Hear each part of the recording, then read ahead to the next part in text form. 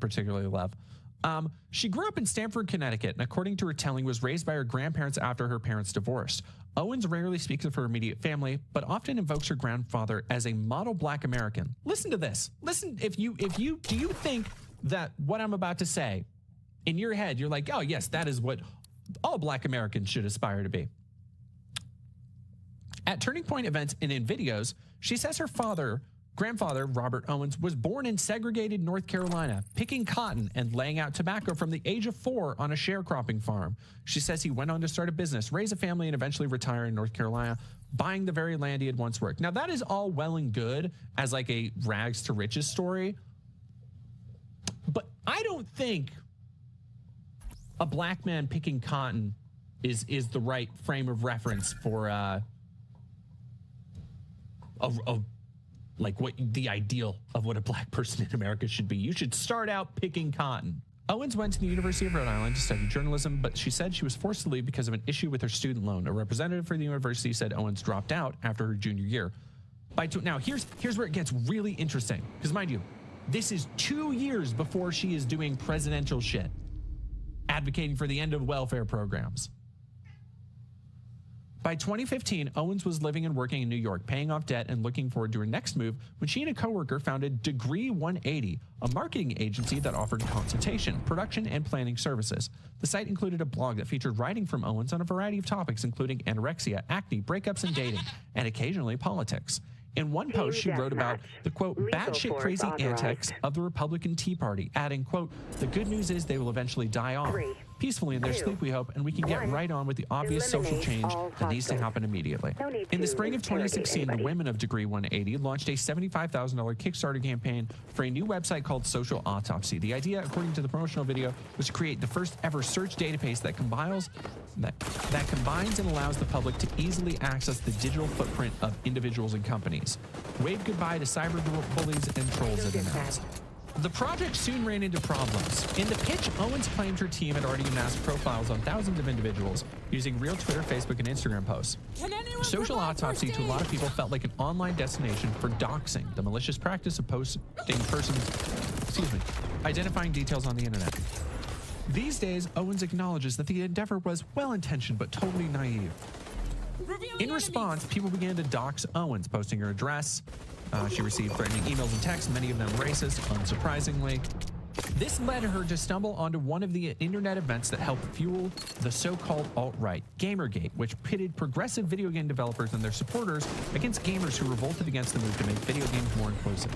With scant evidence, Owens blamed the progressive side of Gamergate for her doxing and the ultimate failure of Social Autopsy's Kickstarter project, leading her to unexpected allies. The Gamergate faction, whose anti-feminist, traditionalist positions often overlap with politically conservative ones, thanks to prominent Trump supporters Milo Yiannopoulos and Mike Cernovich, known for spreading conspiracy theories and far-right ideology. Now, after she found a little bit of comfort, a little bit of solace in this group, Owens says, I became a conservative overnight. In an online talk show hosted by libertarian political personality Dave Rubin. I realized that liberals were actually the racists. Liberals were actually the trolls. At the same time, she explained, Trump's message of fake news began to resonate. So you have a crazy story of interesting evolution. You suddenly caught fire, and you're doing pieces all over the place. You were on the Daily Wire this morning. I saw you on Jesse Waters. Was it this past weekend, right? Correct. A couple days ago. Saw a clip of that. You're bouncing around. You're making moves. Sorry, let's just do some I'm just a girl that makes videos. The history is I grew up in Stamford, Connecticut. I went to school at the University of Rhode Island, pursued a degree in journalism, which is quite ironic. Whoa. Yeah. Someone that studied journalism that's trying to tell the truth? Yeah, absolutely. So already you see here, the real reason that Candace Owens managed to ascend so quickly is that she has a very good handle on image control, right? Like, even in her presentation, when you picture a YouTuber, and I'm probably not what most people like think a YouTuber looks like to begin with, but like when you picture a YouTuber, you might think a gamer, you might think of more like Ninja or PewDiePie or whatever, big names. A well-presented woman who's like dressing like very professionally, business casual even, is so well-groomed in her presentation as far as her talking points. She launches right off of what Dave is saying. This is why she slid so easily into the conservative sphere. Not just because she's useful as that like token person to have around, which she is. Don't get me wrong. But more because she fit mercurial in the way that she fit into any lineup that they needed her to fit in. JK Star Candace will grift as a leftist. No, see, here's the thing. We'll get to this in a little bit. Candace won't grift to the left. She is going to go further right. She's going to go to the Groiper side. This is my prediction. I'm making bold predictions here. She's going to start appealing to, or trying. She never fully will. But after anti-Semitism, here's the problem she's trapped herself into, right?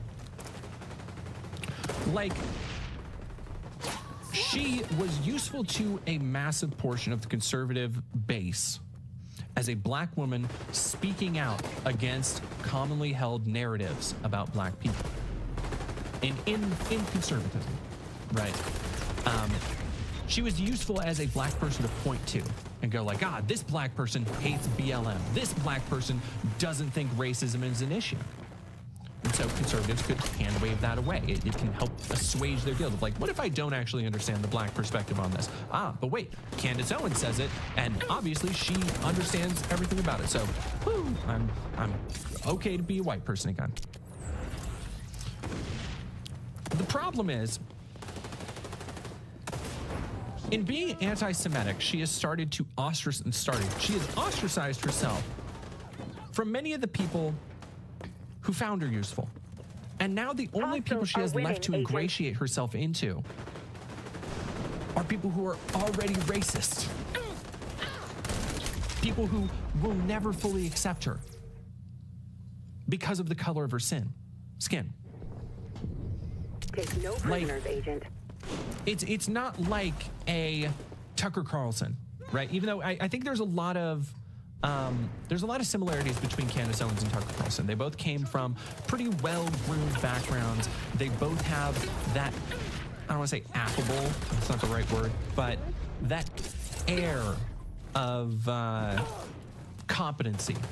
You might still pull this Like, out which in is the end, it's not super easy to find, but they're able to come across in an interview or in a segment as if they understand what they're talking about, right? The thing when Tucker got out of Fox, and he's gone down this road, is he has continued, much like Candace is, to go into a crazier territory.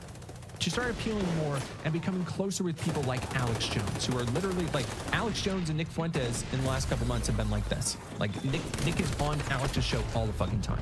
Like to tell you how far away, what the leaps in logic are from Tucker to Nick. And Tucker, you know, he had white nationalist writing on his show before. Like that shouldn't be surprising. That was hardly by the book, Agent. Candace can't really do that in the same way because her utility was as the token black person to people at the Daily Wire, to people like TPUSA. She doesn't have a token usefulness to people who are already racist, unless it is in a Kanye capacity, right? Unless it is the most total sellout thing possible. But I think Candace has a lot more like of her faculties about her than Kanye does. She is not like a megalomaniacal egotist. Like she's certainly egotistical, but she is not megalomaniacal in the same way. Surrounded by yes men who just like appease Kanye's every whim. Yeah. Also, yeah. Uwe Bowling for Columbine. Candace doesn't interview the heavy hitters like checked note cat turd. Yeah, no. Like the funny thing about Tucker is that he has continued to dwindle in his popularity. And like I think when he came out of the Fox thing, he really thought it's like, oh, I'm Tucker fucking Carlson. Like I can do this. And he had the big show debut on X because he's, you know, a big fan of the free speech that Elon Musk is doing. And it's just like dwindled down to the point where, yeah, he's interviewing cat turd Like that is a heavy hitter for him. After college, I was in a lot of student loan debt. You know, I came from a family that doesn't have any money whatsoever, and I had to just pay it back. So the smartest move for me was to go into finance. I hit the ground running in New York City, worked in a private equity firm for 4 years, left that firm and wanted to do my own anti-bullying startup thing that went really sideways when the left tried to do A private equity. And that was my red pill moment. Really? So Yeah. wait, how did? Okay, so I don't want to like call anybody a liar because I don't know her life, but going from not finishing college to living in New York City with a private equity firm,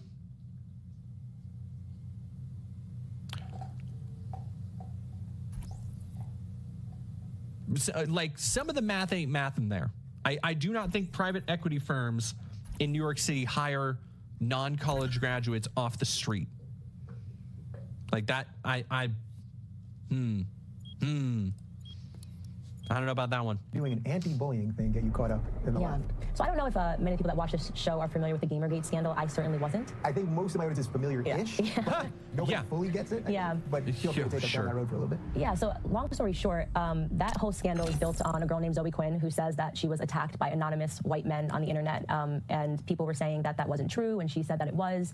And If they were anonymous, how did she know their skin color? I don't know. If you read the pieces in the media, it's fascinating, you know? That's a weird So I was doing an anti-bullying attribution. startup that I was really passionate about, and I got a phone call from her, and I put up basically a 3-minute video on Kickstarter teasing what we were going to do. I sent this one sentence, which was a figure of speech that I think set the alarms off. I said, No what we're need to doing keep is a low figuratively lifting profile. the masks up off of trolls.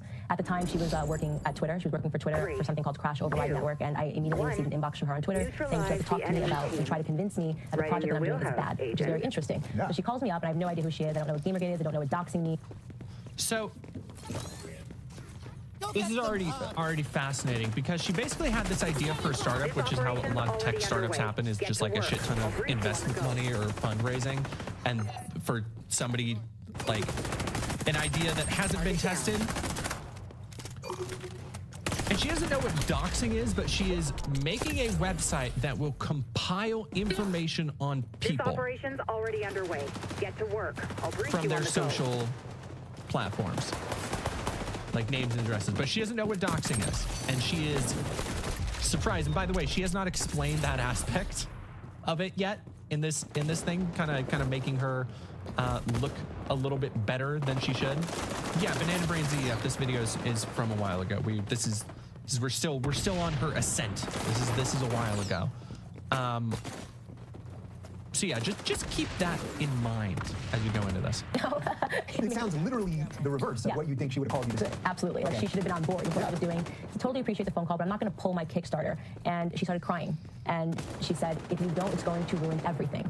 And she told me that she spends time on 4chan because of what she does, and she saw that people were already talking about my project. If I didn't pull it, these anonymous white men and Trump supporters, you have to remember this was during the election cycle, Yeah. were going to come after me and dox my family, which essentially means put up their personal information so people can try to kill them. That's what she says. So she said this is what they are going to do. So she was oddly threatening you with being doxxed, Yeah. but it wasn't she that was going to dox you. She thought I was a total moron, I think, you know, and I'm like, okay, I'm not pulling my project. She hangs up the phone crying. Within 2 hours, we were absolutely inundated. About 4,000 emails via This Kickstarter. operation's Like, you know, already they have these underway. super Get obvious to screen work. names, like, you I'll know, brief Trump you will on the die. Trump 2020, Yeah. white man behind computer. That's a good one. That guy's Yeah, always good, yeah. So, and I'm like, is she kidding? All men, by the way. Everyone was like, you know, Dave at, you know, Bob at, Yeah. no woman. So much And of this magically fucking doesn't everything that they track. tried to warn me about came true within a couple of hours of me refusing to pull my project. So I tweet very quickly, again, not really knowing the bread and butter of the Gamergate scandal. I said, all I can say is that 100% after speaking with Zoe Quinn, this girl was never harassed. She's doing the harassing. And the next morning I woke up, The Guardian, The Washington Post, and New York Magazine were all calling me. I was a nobody with a Kickstarter that was 3 minutes long. Yeah. Kickstarter pulled my project, and the next day, big media. And in my head, I'm thinking, you know, journalism major, Washington Post, amazing. Yeah. Like, you know, at that point, I considered myself a liberal, Democrat, if you will. And so I So was that is an important slip up. I'll allow it. Her first thought on this story, her first thought when contacted by the Washington Post was, oh, this is amazing. This is going to be great for my career. Important to keep in mind. And her entire like explaining about Gamergate and shit just does not, like, that doesn't fucking track or make much sense. That Zoe Quinn, like, she's explaining that Zoe Quinn didn't want other people to get doxxed, and if you continue with this project, more people would get doxxed. That makes perfect fucking sense. I don't like where is the disconnect for you in that? Candace Owens in 2019, so a couple years after that, she had been touring with TPUSA, doing her thing, saying all the other shit. She got in a little bit of trouble for this, actually. I don't know. This is one of her earlier controversies where she said Hitler was okay until he tried to expand. Like Hitler was the things Hitler was doing was good until he just got a little bit too full of himself and went on a little bit too far. So for those who don't remember this, because I remember this, pro-Trump personality Candace Owens described Adolf Hitler's plan for Germany as initially okay, while speaking in the same city that the Nazi dictator relentlessly bombed 80 years ago. The remarks came in newly resurfaced video taken in December at a London event launching the British chapter of TPUSA, the conservative campus group she helps lead. Owens was asked by an audience member for her thoughts on the future of nationalist movements. In her response, Owens said nationalism has been given a bad rap before pivoting to the Nazi dictator. This is fascinating because, and you can go see it in my anti-Semitism video, this is exactly the tactic that Nick Fuentes takes. Exactly. To say that, oh, because Hitler was a nationalist, now everybody thinks nationalism is bad, but maybe Hitler was actually like doing good stuff, but we're not allowed to talk about that. We're not allowed to say that, which if that sounds familiar, congratulations on remembering this video that we're also going to check out later of why we can't talk about Hitler. Funny little similarities in ideology that you noticed. When we say nationalism, first thing people think about, at least in America, is Hitler. He was a National Socialist. If Hitler just wanted to make Germany great and have things run well, okay, fine. The problem is he had dreams outside of Germany. He wanted to globalize. He wanted everybody to be German. To me, that's not nationalism. So in thinking about how it could go bad down the line, I don't really have an issue with nationalism. I really don't. It's an interesting part to note how she was Icarusing just a little bit right here. Like she was flying close to the sun. But the wings cooled down a little bit. She flew back. I forgot about the Blexit movement that she tried to make black exit, like Brexit a thing. And it's basically a podcast just talking about how like black people shouldn't be Democrats. In her farewell post, Owen cites the Blexit movement, her self-titled podcast, and upcoming book as reasons for stepping away. She assured her followers she would still be associated with the organization's event. I will, of course, still be speaking at all Turning Point conferences, continue to chair the annual Black Leadership Summit in the fall. We couldn't be more excited to share this conversation with the world. Yeah, SVNS on YouTube hate this idea that black people are subscribing to victimhood just because they don't shut up about the very real racism baked into the system of this country that is actually affecting many black people. Yeah, and that is her whole anti-BLM thing, is that she thinks BLM is nothing but it's that like conservative stereotype that, oh, BLM, they're just a bunch of spoiled, dumb college kids. Like no black people are actually, it's not, it used to be way worse back in the day. It's like, yeah, why can't it be better now, though? Like, you still have people being shot. You still have extrajudicial executions all the fucking time. In the last couple weeks, I've seen multiple police officers shooting, like, kids. And guess what? They were black. And people are like, well, why did they shoot white kids, too? Why don't you talk about that? Because per capita, like, I know they've heard this. Per capita, this shit affects black communities and black people more than white people. Per capita. It's very frustrating. And it is even more frustrating to see somebody like Candace Owens use her blackness as a way to excuse other people so that they don't have to think that those are real problems. So that they can look at protesters and go, no, that's actually, like it's fine that protesters are getting tear gassed in the face. It's fine that black people are shot in the street, because trust me, I'm black. Like that's essentially what Candace Owens' job has been for so long. Like she is basically, okay, that's what it is. Because remember when I was talking a second ago about how she's the kind of person who would give Dave Rubin a pass, like an N-word pass? She is basically like that's what she sees herself as. for the conservative movement, or that's what the conservative movement sees themselves as. We were talking, somebody brought up the New Norm show, and somebody else brought up the idea that between the dog shit, like, adult animated series, the New Norm show on premiering exclusively on the X platform, and Mr. Burcham, the dog shit new adult animated series from the Daily Wire, one commonality is that the main protagonist, a old bitter white dude, has a cooler, though still agreeable, black sidekick that agrees with what they say. I could push some last-minute bulletproof And it's stuff like that, where it's like, it's this kind of get out thing that a lot of conservatives still have ingrained in them, of just like, they still want black people to think they're cool. You know, they don't want to be racist. They want to be like down. They want to be hip. But they're also deeply fucking racist. By the way, I would have voted for Obama for a third term if I could. Best president in my lifetime, hands down. And so people like Candace Owens give them a quote, one of the good ones to look at and say like, oh no, like, I'm not racist, right? I don't think all black people are bad. I love Candace Owens. But meanwhile, Candace Owens' rhetoric is to say black people are lazy.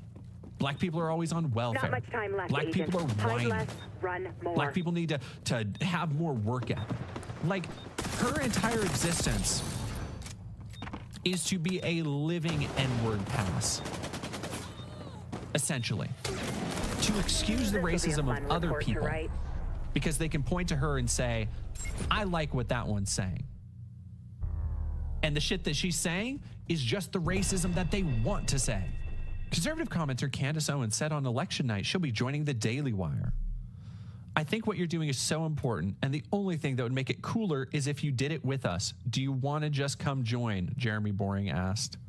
Only thing that would make it cooler. What was I just saying about white people wanting black people to approve how cool they are? I think 100% I will take you up on that offer, Owens responded, who then earned a unanimous approval vote from the host to join the outlet. Candace Owens is coming to Nashville, baby. Owens, a vocal supporter of Trump and critic of Black Lives Matter, was a communications director for the conservative Turning Point USA from 2017 to 2019. Now, most of her work on Daily Wire has been the same shit. Like she made up one of the pillars alongside Andrew Klavan, Ben Shapiro, Matt Walsh, of course, Brett Cooper, each of them trying to like manage this idea as like a brand, right? Like each one of them had their own podcast. Each one of them, I think, had their own like studio that they went to, and they kind of just basically all covered the same shit with, I guess vaguely different personalities. Like I don't think there's much of a functional difference between, like Andrew Klavan and Michael Knowles, or even Michael Knowles and Ben Shapiro aren't that different. Like Matt Walsh is more just I don't know, he's just grumpy and old, so I guess that counts. From a New Yorker article, this gets into, so I purposefully left this article when I was doing research. I decided to leave this article for last because of an element of her backstory it goes into that thus far I've only teased and we have not gone into. I want you to keep in mind the progressive causes she's advocated against, specifically for racism and helping black people. Advocating against welfare. Advocating against Black Lives Matter. The multiple times she continues to spread just completely unfounded conspiracies. Anytime something happens, she seemed to jump right on the false flag. Right on the, oh, well, something else was happening here. I want you to keep that in your mind as I read this next part. Owens has said that her early years, many of them spent in low-income housing in Stamford, Connecticut, were dysfunctional. Her family moved in with her grandparents when she was 9, and her grandfather, Robert, became a powerful influence in Owens' life. He was one of 12 children raised on a sharecropping farm in North Carolina. His first job at the age of 5 was laying out tobacco leaves to dry, and according to Owens, he often recalled experiences of growing up black in the Deep South, including violent encounters with the KKK. That history, Owens said, is part of what has made her suspicious of liberals' claims that white nationalism is alive and well in the U.S. In 2019, Owens testified before a Judiciary Committee hearing on the spread of white identity ideology and decried Democrats for fear-mongering about racism, and noted that her grandfather grew up in an America where words like racism and white nationalism held real meaning under the Democratic Party's Jim Crow I'll laws. brief you on the go. Now, that's one thing, right?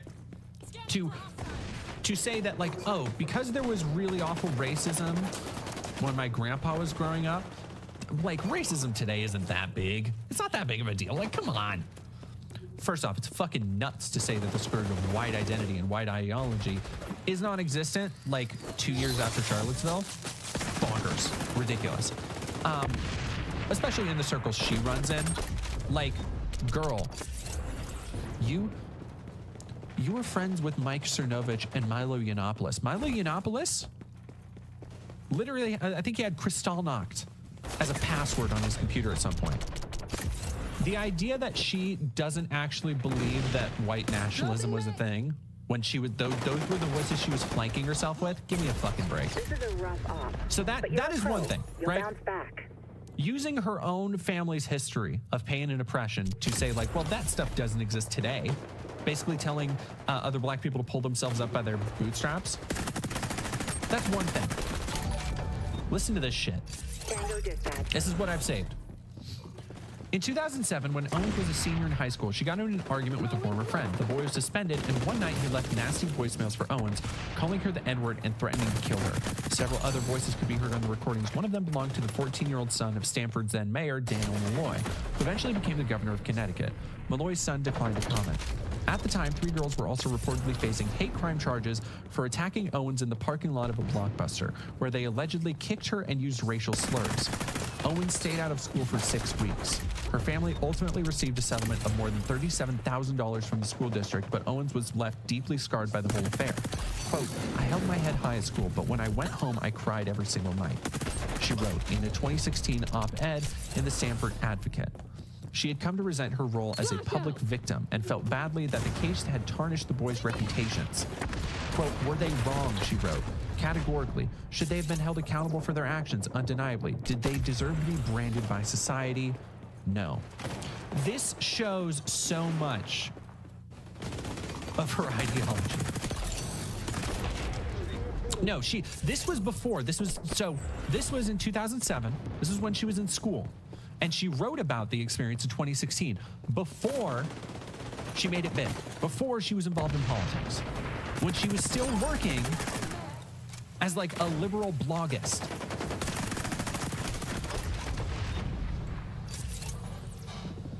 Less than lucid, I think she took the wrong lesson. Yeah, I think so. I think the girl who is quite literally had hate crimes done to her. Mind you, hate crimes done as early as 2007. And she still wants to think that she had not, this is not somebody who was insulated from this, who has never had to deal with hate crimes and racism in her life. She has physically dealt with it. And her takeaway was that they shouldn't have their lives ruined over it. At least for the boys who harassed her and called her the N-word. I think Lakeside Flower, I think it is more victim blaming than anything else. And again, I don't want to get too Freudian with it or anything. I don't want to get too introspective. But when you look at the fact that she has a history, her family history of racism being done against people in her family, and she sees her father, who grew up poor, literally picking cotton as a role model, as an ideal black man in America, chart that to literally being racially harassed in high school and saying, oh, they didn't deserve to have their lives ruined over it, to what she is doing now today, or has done for the last several years, being at Daily Wire. Where every time there's a police shooting, every time there's some Black Lives Matter event, it comes back to people who, oh, they aren't actually oppressed. They don't know what real oppression is. It's the protesters' fault for escalating. The police are the ones in the right. Like, it feel like victim blaming, I think it really seems like the through line that has carried her through, emotionally at least, everything. Eliminate all hostiles. Being open to conservative ideas and being Hostiles are weirdly winning, racist. Agent. Saying certain things like, oh, what Hitler was doing was okay Rogue Echelon at agent activated a certain sonar point. goggles. Like literally regurgitating shit Nick Fuentes has said. You'd think there would be somebody who saw these as like warning signs. This is not the case with Candace Owens, apparently. Because earlier this year, as the Israel-Hamas war continued to rage on, as Ben Shapiro, who has famously in the past said that Arabs love living in open sewage, who is a vehement genocidal maniac when it comes to this war, Candace Owens decided to take a little bit more of a stand than she usually does. Like this is the stand that she has taken on this, truly out of character for her in the history of everything she's done, because she usually toes the line. Like, what is popular with conservative voters on abortion, on drugs, on crime? That's where she is. Right? I need a medic. Like, she usually does not waver from that. Here, however, she decided to, at least performatively, speak out against Israel. Not necessarily the war, but the influence, quote unquote, triple parentheses, they have in politics. And questioning why you can't talk about that. You might still pull this out. Which in the led end, to but nah, I don't think Ben so. Shapiro's Daily Wire cuts ties with Candace Owens following Israel-Hamas comments. Let's talk about it a little bit. Daily Wire and Candace Owens have ended their relationship. Daily Wire co-founder Jeremy Boring tweeted on Friday morning. Quote, "The rumors are true. I am finally free," Owens shared on her own X account. I'm willing to, she does have a NDA that she signed. Owens' feud with Shapiro appeared to begin in November last year when Owens tweeted, "No government anywhere has a right to commit a genocide ever. There is no justification for a genocide. I can't believe this even needs to be said or is even considered the least bit controversial to state." Though she did not mention the conflict by name, her comments were widely interpreted to be referencing the war in Gaza. She later tweeted a Bible verse beginning, "Blessed are the peacemakers, for they shall be called the children of God. You cannot serve both God and money," she added. Now, that could be, I think that is personally a reference to Ben Shapiro and Jeremy Boring using their support of the Daily Wire for financial interest. It could also be anti-Semitic, like very easily read as anti-Semitic. It is, of course, anti-Semitic. 100%. Shapiro responded to a tweet on 15th November writing, "Candace, if you feel that taking money from the Daily Wire somehow comes between you and God, by all means quit." Candy O is anything. Owens replied, "You have been acting unprofessional and emotionally unhinged for weeks now, and we have all had to sit back and allow it and have all tried to exercise exceeding understanding for your raw." No one's watching this, but go sub to Dead. Anyone who watches this, if you don't go sub to Dead Domain, just what are you even doing? Motion. But you cross a certain line when you come for scripture and read yourself into it. I will not tolerate it. This was on fucking, like, this was on Maine. Like, this was not like, this was shit that should have been in like a work chat. And it's so funny. Oh, I loved it. Owen said she still did not have any clarity on Mr. Shapiro's criticism of her, that his remarks were just ad hominem attacks.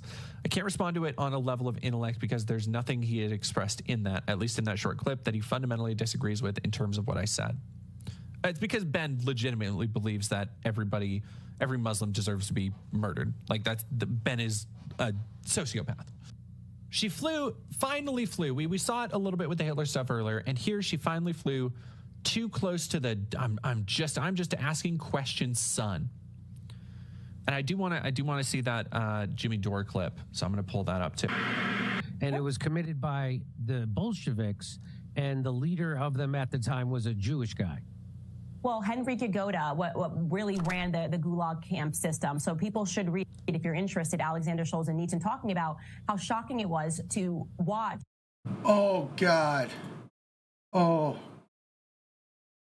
Thank you for showing this dead domain. Andy O on Jimmy Dore. What? For some reason, like, I remember, like, way back in the day, the idea of, like, Freddy versus Jason, like, when I was a kid, was, like, not gonna happen. These are juggernauts. Then when it finally did happen, I was like, oh my God. Like, this is, like,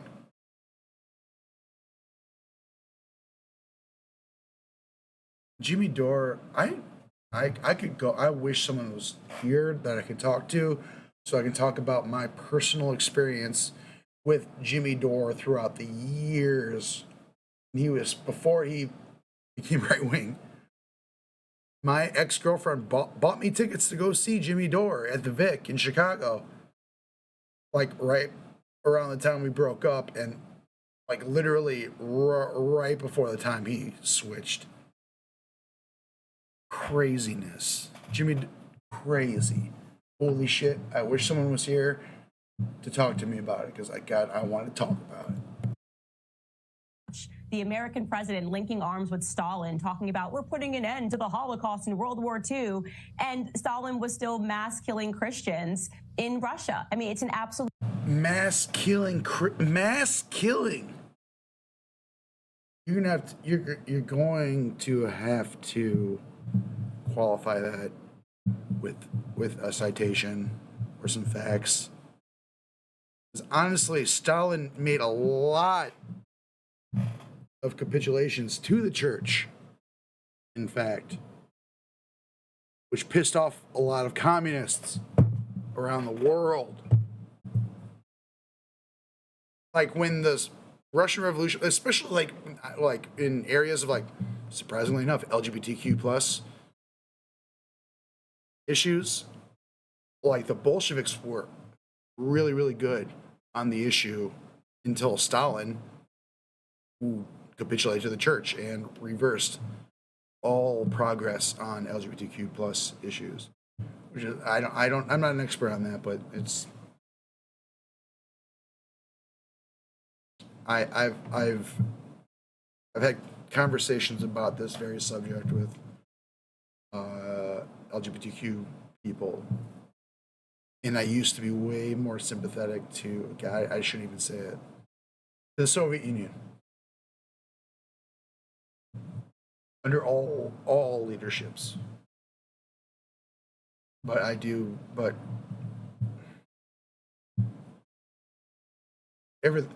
nothing.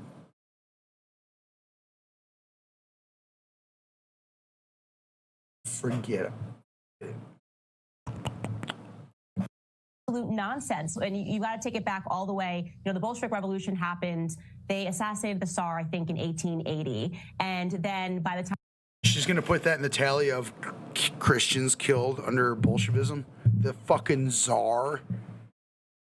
The Tsar. Tsar.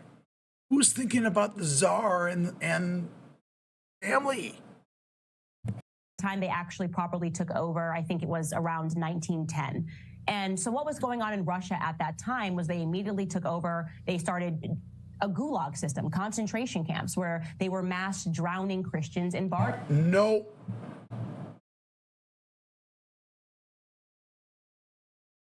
Not the same thing. Concentration camp is the wrong term to use. And this information is readily available, and yet you never learn about it. And people don't want to talk about it. It makes them very uncomfortable. Well, I didn't hear about it until I heard you talk about it. Yeah, Henrique Goda, look him up. Oh, Jimmy Dore, you piece of shit. Jimmy Dore, you absolute fucknut. I want to fight you. Come to Chicago and fight me. You bitch. Jimmy Dore, you bitch. It's stunning. I mean, he must have killed alone 15 million people. And this is a person that's not even spoken about. And so that's the reason why Piers just goes, okay, yeah, no, okay, let's move on to the next point. So in my viewpoint, the Israeli government has way too much involvement with the American government, and part of that, this program, and you saw this after October 7th, Congress immediately passed that there would be we would be learning about October 7th in schools as if it was like Pearl Harbor, right? A day that will live in infamy. Why? This is not my country. That's a nonsense. And if the answer is, because it's a day that should live in infamy, why just Israel? Why just Israel? Right. Why not also what's happening in Armenia or happening in Nigeria or happening all over the world? Why not a day that will live in infamy? Russia actually just went through a terror attack, and Russia has a lot of Christians. I'm Christian. So if we can just start. Wow, she is all over the place. It's incoherent. Like all right wing arguments are, at the end of the day, incoherent, disconnected, and irrelevant, and is only brought up purely for sentiment. Worthless right-wing sentiment. Dog shit. Drafting over days of terror that happen on the basis of our religion. I'd like to draft what just happened in Russia. I want my kids to learn about that in school. Russia was famously not a great place to be a Jew. Like, famously. Like, like a big chunk of this history. I should stop. I'm just going to stop because I want to play.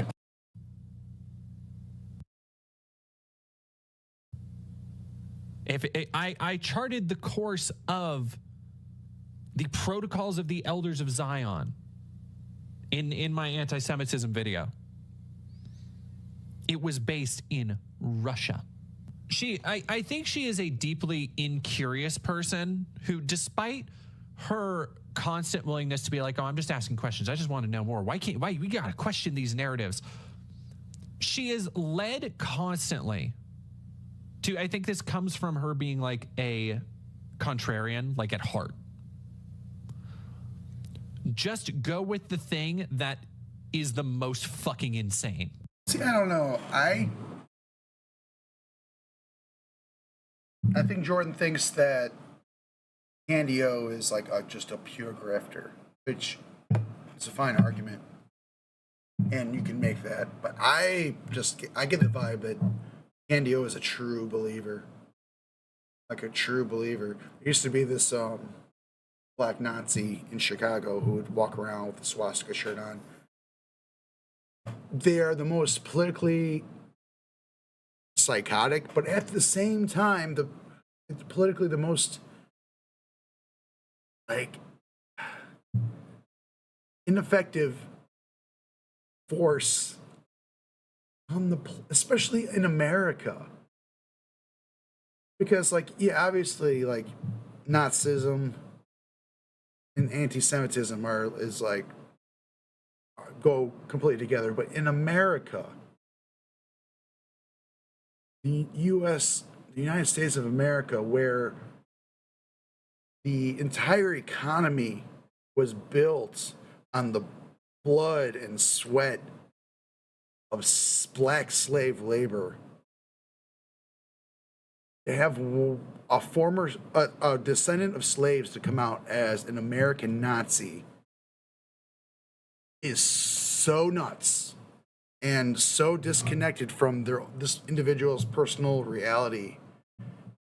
The only people who do not think that black Nazis are not insane, the only people who believe that they are not completely out of their minds are other black Nazis. Everyone else thinks they're insane.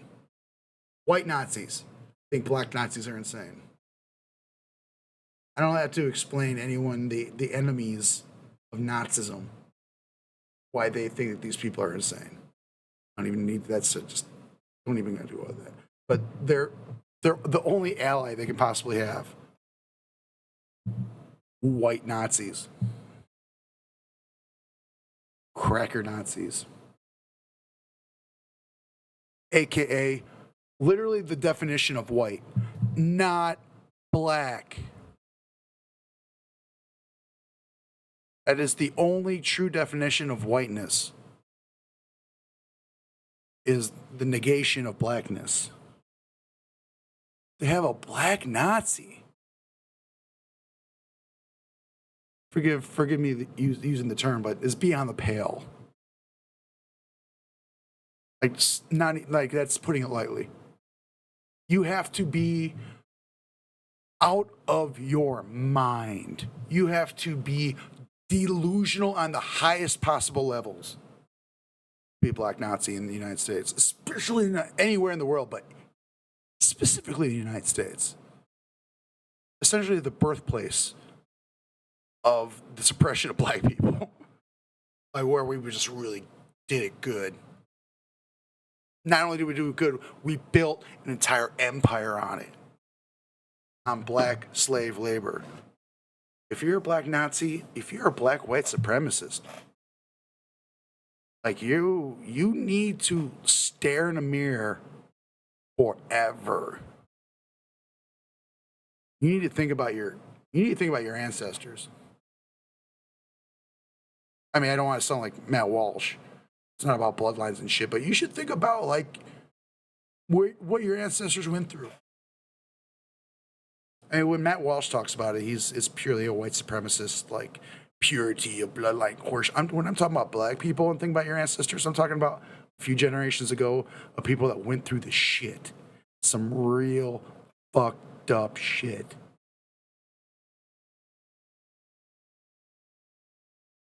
You gotta be out of your mind. Or, like, so, okay, you either have to be completely, like, neurodivergent, completely disconnected from any forms of, like, real rationality, reality, or you have to be completely deluded, or, like, just so massively misinformed that it's unbelievable. Like, it's, like, beyond belief. Okay, I'm done for now. Thank you.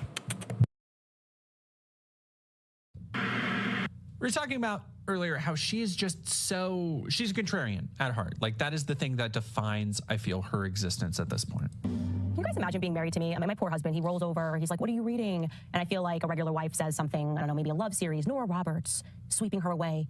Me, on the other... She speaks with that confidence, man. Okay, I think she's a true believer. Maybe she's contrarian.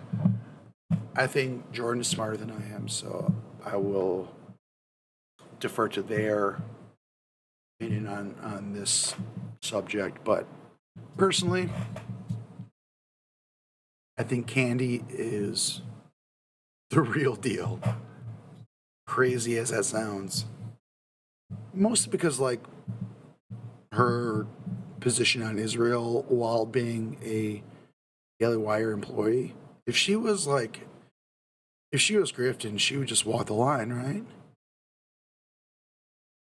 Like, I don't think she would contrarian herself out of a really lucrative job.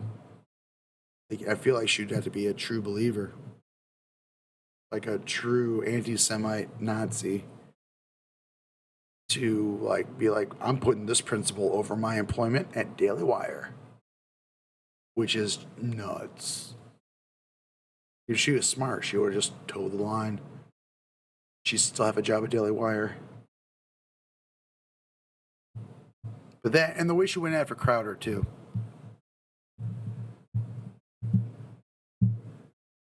Because she, like, went after, like, a white dude. Like, just went at him hard. Based on principles.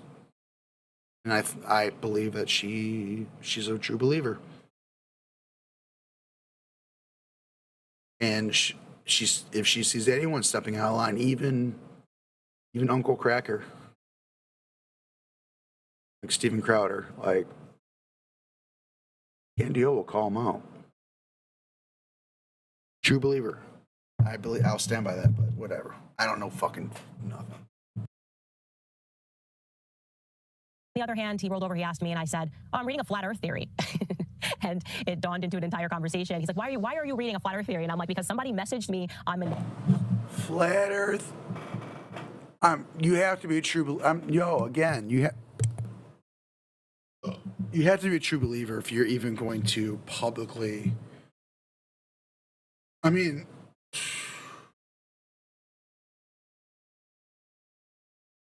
that's just a fucking banger.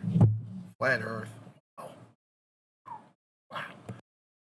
Connect about it, and they included some links, and I'm just reading them. I don't know, I'm just an interested person. No matter what, if there's a bunch of people that believe something, I now want to know what it is that they believe.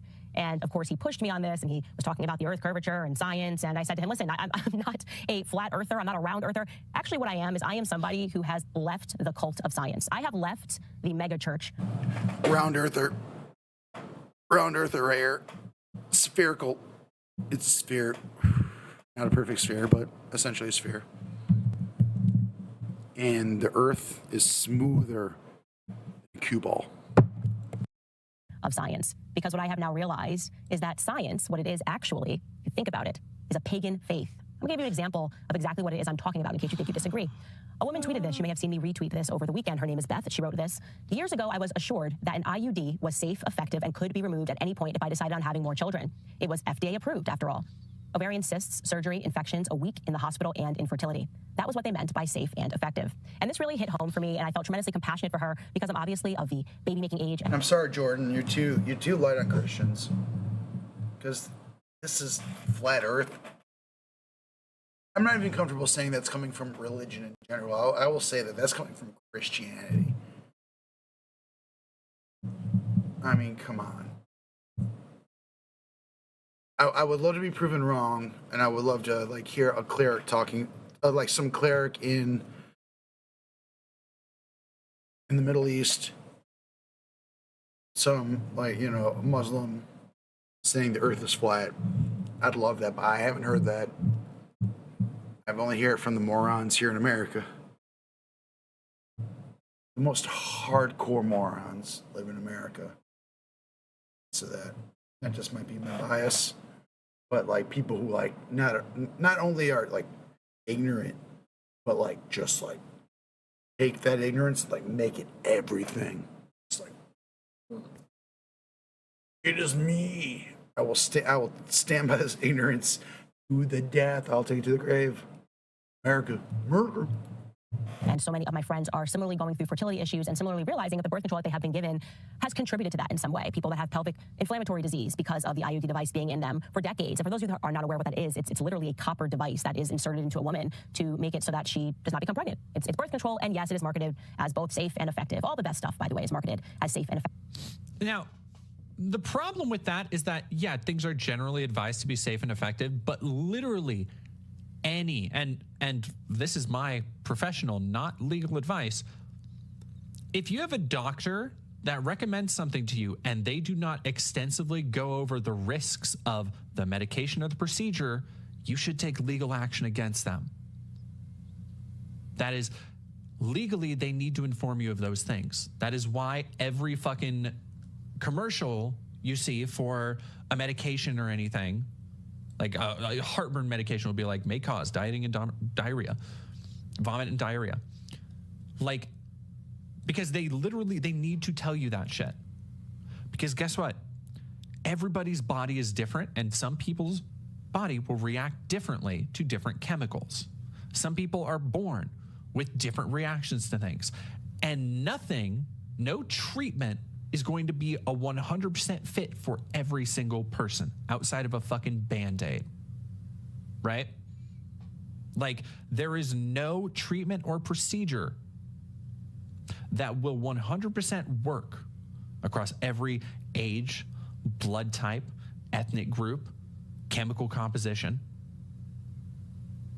Especially when you take into account that people are usually they're going to be taking different medications. They're going to be taking different vitamins. They're going to have different allergies. So the fucking idea that that she is starting off her argument of why science is a cult from one woman's unfortunate experience with an IUD. I was like, IUD? No, that's an explosive device. IUD. You see a very similar thing from Matt Walsh, and you see it a lot from incurious people, where because they don't understand something or because it might challenge their worldview a little bit to try and understand it more, they automatically hand wave it away as, oh, well, that's not the science I know. Because like you see it a lot with TERFs and gender criticals where they're like, well, it's basic biology, that there's just men and women. It's like, okay, well, that's not what actual scientists and psychiatrists and psychologists and people who have dedicated their lives to studying these things, that's not what they're saying about this. So am I going to trust somebody like Candace Owens or Matt Walsh, whose last science class was probably somewhere around grade 12? It's so funny. Like, TERFs are like the kind of people who are like, well, yeah, the Earth's flat. Obviously, look at it. Stupid. Like, that's literally that kind of people. Just ignore, like, actual facts and science. They know nothing about it. They just, like, look at something like, well, obviously that's how it is. Well, based on your ignorance, you're, you know, wrong. Thank you. Bye. For both of them, because neither of them finished college. Or am I going to listen to people who did more than a K through 12 education, who have dedicated their lives to studying and exploring these parts of the human mind, the human experience, and the human body? I don't know. That's a toughie. That's a toughie for sure. Without that person being told the information, just having something that comes online inside, something spiritual, maybe as opposed to referring to it as your gut instinct, we should refer to it as the Holy Spirit. It sort of takes you and goes, yeah, no, that actually makes no sense. I have suffered from this condition of not trusting authorities when they say something to me that is so obviously stupid my entire life. And I contribute that maybe to coming from the school of hard knocks. Genuinely, I think that I'm grateful. I am grateful for having gone through the school of hard knocks. I'm sorry. I'm sorry. I haven't seen this. I haven't seen this, but the dissonance of saying that trusting the science, quote unquote, trusting the science, is a faith. Reloading. Yet you are saying that somebody who gets an IUD should get a gut feeling that comes from the Holy Spirit. You got this. It is so funny. Anyone who compares like the third member science to religion of the triumvirate is like so stupid and are so off. Because like science and the scientific method is like, it's based on skepticism. It's not based on anything blind belief. Like, it's based on like, you have a theory, here's your evidence, you try to disprove it. But you get a theory and then you try to disprove it. And based on your experimentation, you decide whether or not your theory is horseshit or not. That's science. It's not religion. Religion is, here's religion. I just came back from the desert with these 2 tablets, and here's our new rules. God gave it to me personally, and I wrote it down. If you want to compare that to religion, if you want to compare that to science, you are fuck off.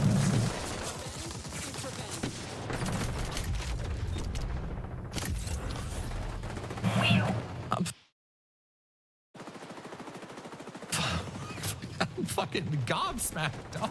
Like, what? Jordan's literally the best.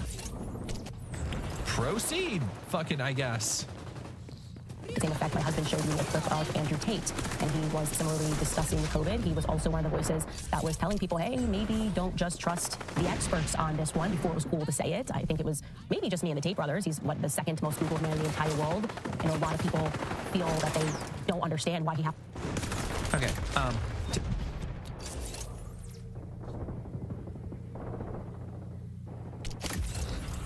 taking scientific advice from a pedophile sex trafficker. I'll brief you on the go. I could cut it off here. Like, this is how far she's fallen from interviewing the fucking president. That's where she started her career. And her hubris, her need to be contrarian, has dragged her to these depths. Like, she is truly like a modern Icarus that we're looking at here. The depths, they sink lower. What color is your Bugatti, bro? No, see, I put too much British in it. Like, there's too much British in it. And my Andrew Tate. I can only say Walter.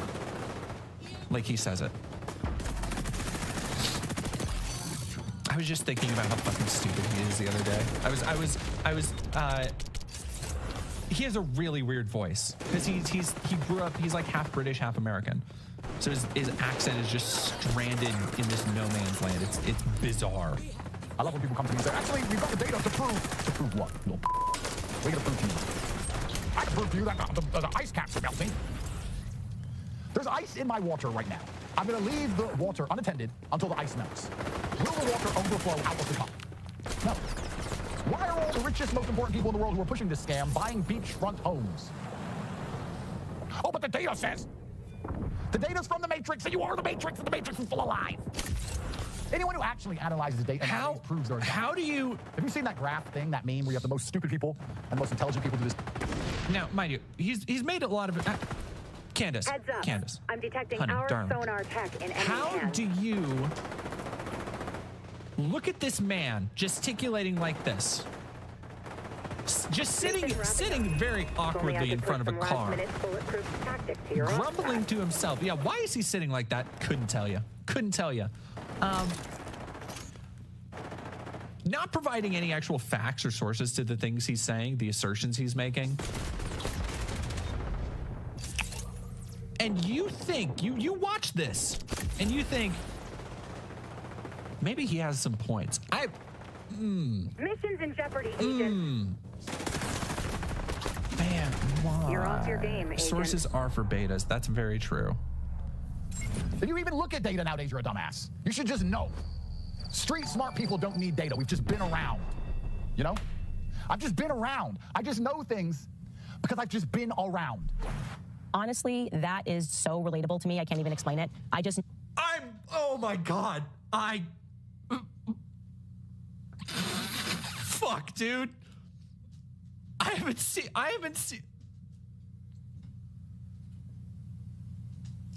seen this, but like, what are you doing, Candace? What are we doing here? Like, you just know. I've just been around. Like, I've just been around. Like, street smart people like me. And get the jabby jab jab. I've just been around. So you know about vaccines and chemical compositions because you're street smart? You Bugatti-ass dipshit? And Candace sees that and is like, honestly, me. Oh my gosh. You're so real for this. Like, she saw that and was like, just like me for real. Fucking what? I'm stunned. I'm stunned at that fucking response. Like, There's I find myself in where I'm unable to articulate the point. I'm unable to articulate the natural reaction that I have when somebody tries to sell me garbage. I can't articulate it when somebody explains to me, well, the moon landings definitely happened because this, and the firmament, and they could get, and I'm just like, no, I don't know. Instinctually, it just doesn't register to me. It just feels like that is a lie. And I've realized that I've been thinking deeply about this pagan cult that we exist in. It is backed by a false science deity. That is what it is. It is the science. Oh, this is the new God. And it is incredible to see the ways in which people worship this deity. So this is something that a lot of hardcore, and she has done the whole Christ is King Christian nationalist thing. This is something I notice a lot of Christians have done, and they've done this for a while, right? Matt Walsh does it all the time.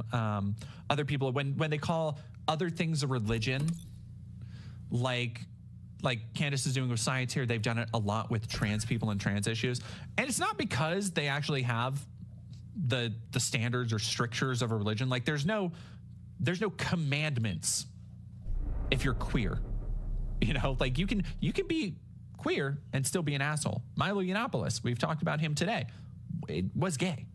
I still believe he is gay.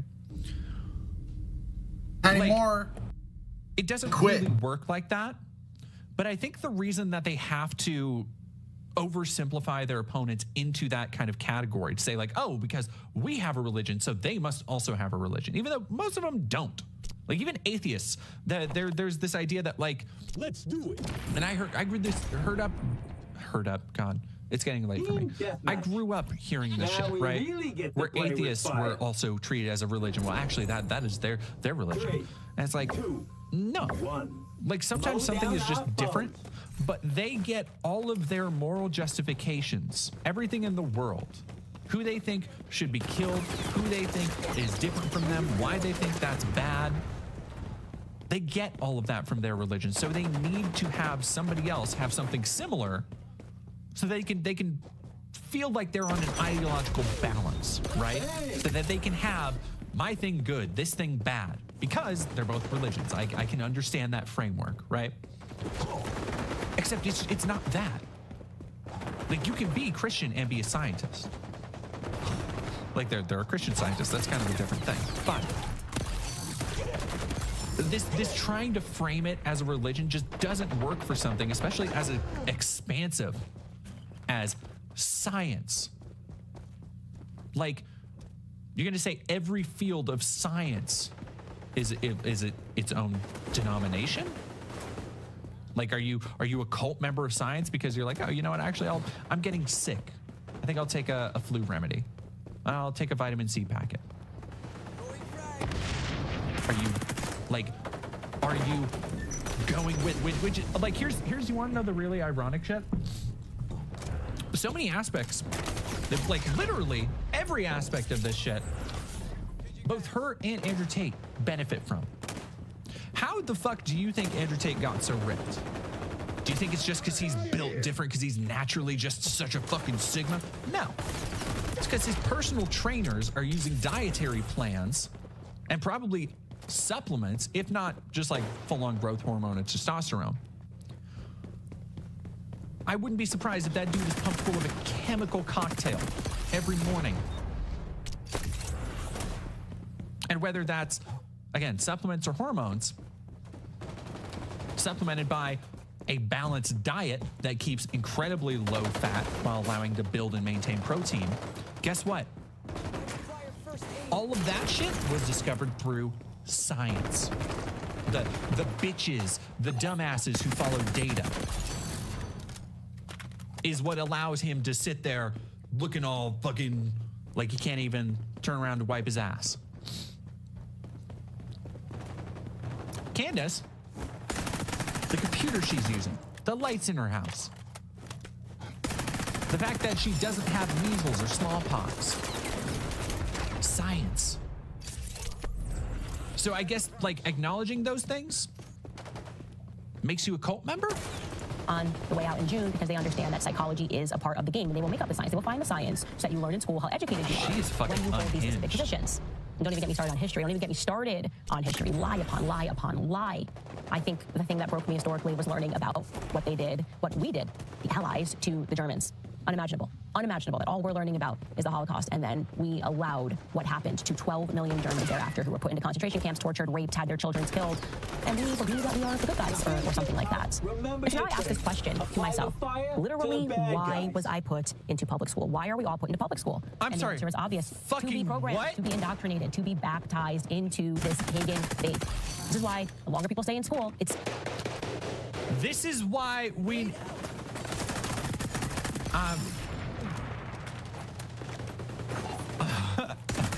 can't. I'm fucking...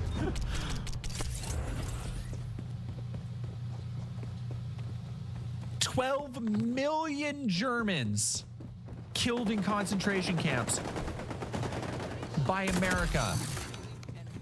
And we put kids in schools to indoctrinate them into this religion, but don't worry about my kids I'm indoctrinating to not have vaccines and to be open to the possibility that the earth is flat. Flight and expulsion of Germans had fled or expelled from East Central Europe into Allied occupied Germany and Austria. Permanently or temporarily moved, by 1950, about 12 million had fled or been expelled from East Central Europe into Allied occupied Germany and Austria. 14.6 million, including a million ethnic Germans who had settled in territory conquered by Nazi Germany. Okay, so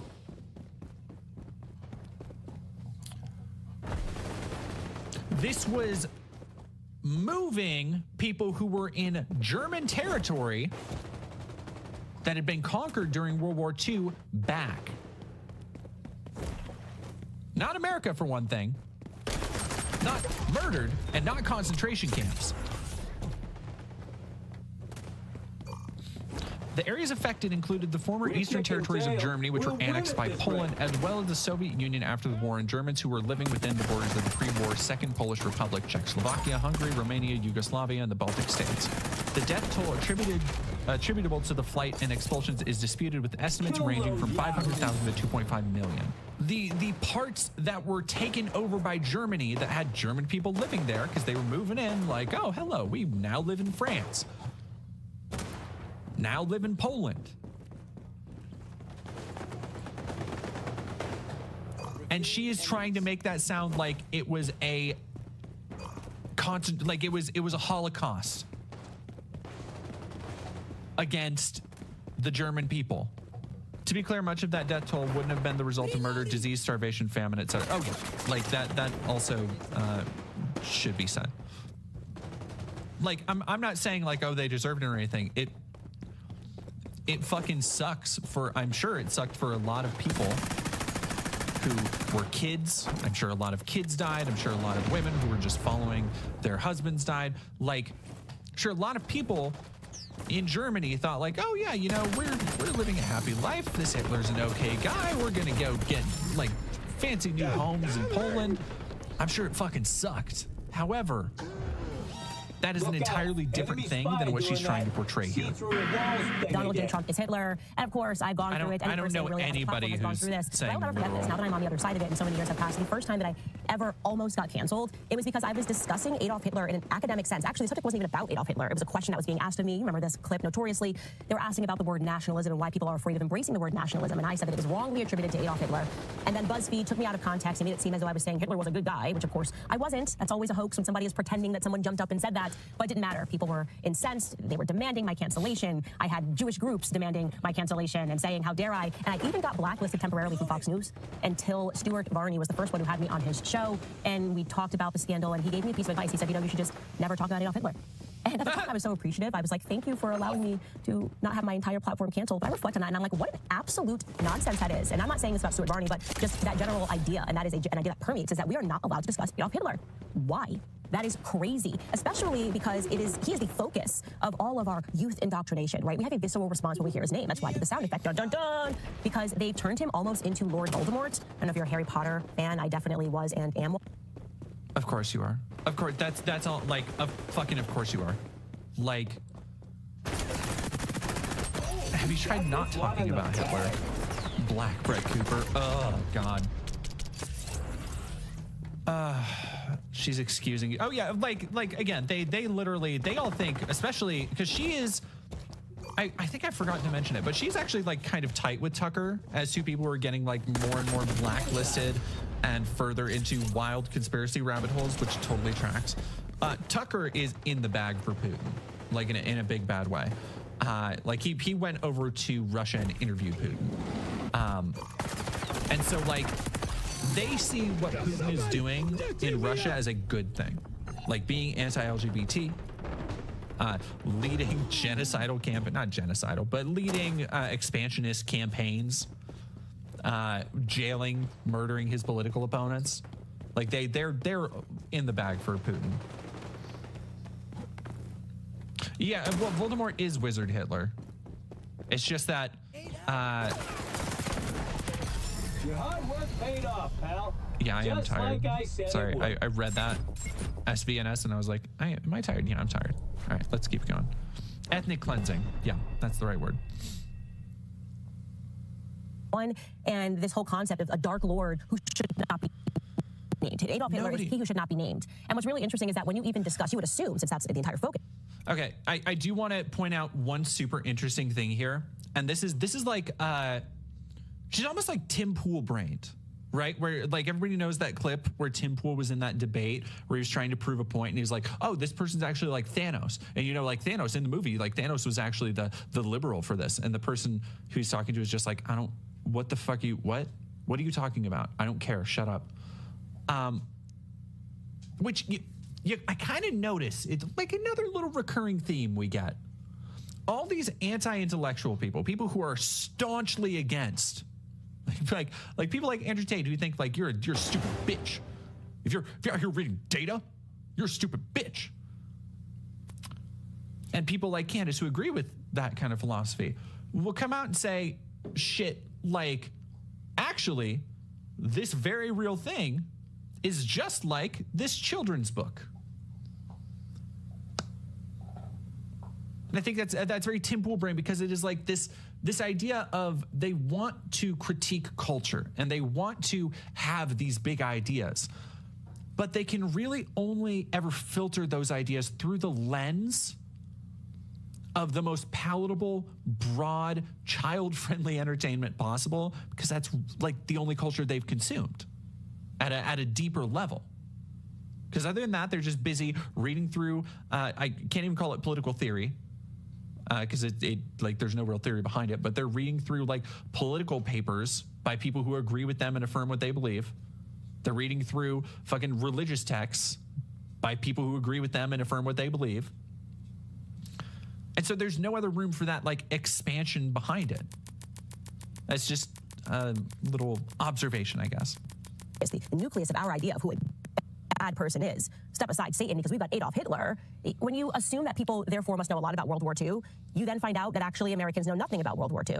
My husband was amazed by this, by the way, obviously, because I'm in this sort of cross-national relationship. My husband was like, why do Americans always use Adolf Hitler as if, you know, he was the #1 mass murderer of the 20th century? He wasn't. What is this extreme focus on Nazis and Adolf Hitler as the only comparison we can ever make? And like I said, it's because we have been indoctrinated and we actually know nothing about the person other than the fact that we must fear him. And if you really, really, really want to insult someone, say, you are literally Hitler. Literally. And so, yeah, imagine my surprise. I showed fucking talked about this. We just fucking talked about this. 12 million people did not die. The Americans did not facilitate that. And it was not about ethnically cleansing. It was about removing people from land that they no longer had a right to be on, because Hitler's fucked up world expansionist Third Reich campaign had taken it over from other people, and Germans had settled there. Here's a clip again from that documentary I keep telling you that you have to watch. It premiered on BBC, and it is entitled The Savage Peace. I'm going to give you a clip here of a Czechoslovakian civilian who watched what was done to his German-speaking neighbors immediately following the end of the war. Take a listen. Altogether, 2,000 Sudeten Germans were murdered in just 5 days in June. That's different than 12 million. Well, I certainly saw it as genocide. They just let out their inner bastard on these defenseless people. That was clear. That's war. That's also not the Allies. Decades to get this small memorial to the killings erected in the teeth of local Czech opposition. I can say that what happened here in 45 is no different at all to the Third Reich. The morals of these people who did this, they were the same. They were the same. You're probably thinking, but Candace, literally Hitler had the camps. That's what made it different. It was the camps. Imagine camps being used to kill people. Oh, you mean the exact same camps that we then transferred the Germans into so that we could, you know, mass kill them? Yeah, I bet you've never heard the name Solomon Morel before, and you should know about him because Solomon Morel's an interesting character. He had some Soviet training, and then one day he just stood up on top of a table and said to these innocent German-speaking civilians, I'm going to torture you because I don't know where my parents are, and they were put into camps. And then he began to torture these individuals who were completely guilty of nothing. They were innocent. Here's another clip from that documentary. Take a listen. The pyramid method was when 4 were thrown next to each other, and 4 then diagonally on top of them, and then another 4 until they were quite high. And then not always, but every so often the militia climbed on top and they danced on the prisoners. Wait, is it seriously? All under the direction of Solomon Morel. He was a particularly sadistic individual. I might be thinking, oh, sure, something must have happened to him. He must have faced some consequences, and you'd be right. He did. In 1996, and this is according to his Wikipedia page, Solomon Morel was formally indicted of genocide by the Polish Public Prosecutor's Office. The indictment was later amended to include war crimes, crimes against humanity, and communist crimes because he was a commie. The latter charge was added in 2004 and constitutes a specific crime under Polish criminal law. So in 1998, Poland requested that he be extradited for the trial, but Israel refused. Yeah, that's where he was hiding out in Israel. And so Israel sent a reply to the Polish Justice Ministry from the Israeli government that said that they would not extradite him. Yeah, she's saying Israel is doing because the statute of limitations had war crimes. So you can put, Germans into a pyramid, innocent civilians. You can watch them suffer. You can murder them in mass. And I don't know, I guess statute of limitations can expire. That's all I'm going to say on that, because Israel is, of course, our greatest ally, the most moral everything in the world. Do you know who else agreed with those Czechoslovakian civilians that the things that were done to the Germans were utterly horrific? She's like legitimately seething over this. With his name, because he was a very decorated U.S. general in World War II who led the Third Army, both in France and in Germany. Well, yeah, no, she's trying to do whataboutism as with the military Hitler. governor in Bavaria, and he led denazification efforts, because that's what we're doing. We're trying to denazify the territory. That's a great effort. But then they say that as he was leading this, he became increasingly erratic. PBS states that in April of 1945, he was removed by Eisenhower from his leadership of the Third Army for making inflammatory remarks concerning the denazification policies. What were those policies?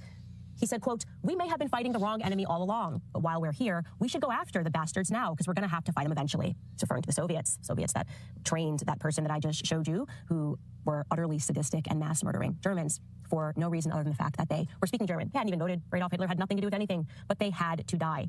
So yeah, if that's what your concern is, if you're worried about camps, we did that. If you're worried about ethnic cleansing, we did that. Don't even get me started on... We did that? What? Do you think we were the Soviets? Like, how are you going to say, oh, this is what the Soviets were doing? We did that. We had people in camps. And we ethnically cleansed 12 million people. God. Oh, she's so dumb. She's so dumb. She's just so dumb, dude. In Nagasaki. That's not the crime. The crime is not firebombing people through Ash Wednesday in Dresden who were civilians, children. No, that's not the crime. The crime is you knowing. It's me knowing. That's the real problem. And I got to stop knowing these things. I got to stop knowing about Pol Pot. I got to stop knowing about the Cambodian genocide and knowing that, of course, there were people that did worse things throughout history. Especially as a Christian, I have got to stop talking about Henry Gagoda. They get real upset when you talk about the Bolsheviks. You want to know why? Because the Bolsheviks were never brought to heel. The Bolsheviks never had to face trials. There were no Nuremberg trials for the Bolsheviks. In fact, many of them came to America, and many of them are in positions of power right now. And that's why they get real angry when you start looking into history, when you start recognizing that they are intentionally telling. She is literally like you combine this. Holy fuck.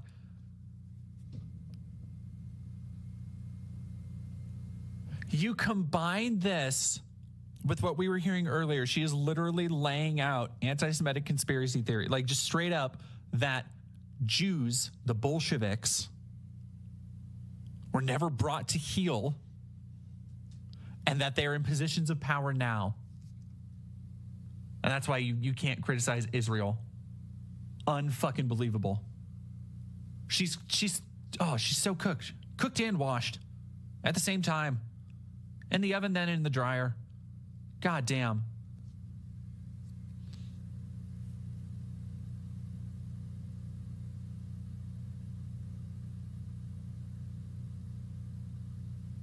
Christians just shut up about the Christians that have been killed all across the world. They get very uncomfortable when you know stuff that they did not put into your book when you were in middle school to traumatize you into compliance of believing that the only bad people ever, there's only two of them, by the way, Putin and Adolf Hitler.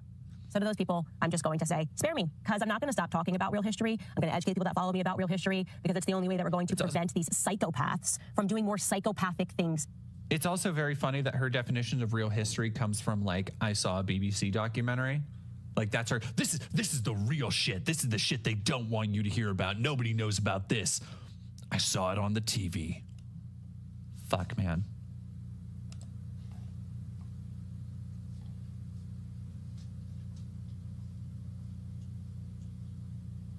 In the future, if you're looking for people that behave like literally Hitler, it ain't me, buddy. You got to start examining your own government. That's all I'm going to say on that topic. You know the reality that's surrounding us right now. A lot of us are struggling to keep up with everyday bills, food, gas, the power bill. You are married to a rich asshole. Shut up. Notifications that you hear more. Follow us on. That I never thought I'd experience. Our family has been through unimaginable hardships, and now we find ourselves on the brink of losing everything. Just under 4 years ago, our lives were shattered when my brother was involved in a tragic. So this is the Kyle Rittenhouse thing. So that's it. That's all I'm willing to go through of Candace Owen tonight. God damn, y'all. Like it's almost impressive because she's kind of like freestyling anti-Semitism, right? Like she's not going to the old text yet. I'm sure. Don't get me wrong. She'll hit the protocols at some point with the trajectory that she's on, if she hasn't already. But like she's just kind of like mixing and mashing different like weird obscure conspiracy theories to be like, oh, actually, and there was this 12 million genocide, and that allowed the Bolsheviks to come over to America and take control. And it's like, okay, well, Candace, how does that work with also if the Nazis came over to America to take control? Like what?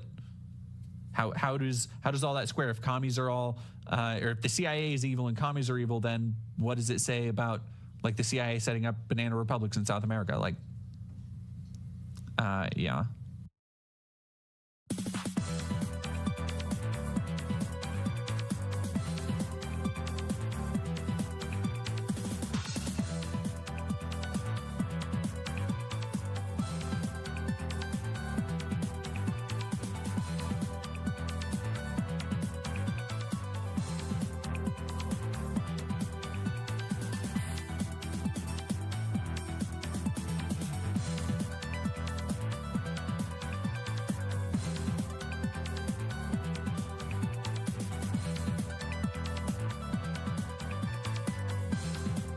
That domain, the greatest YouTube channel on the planet.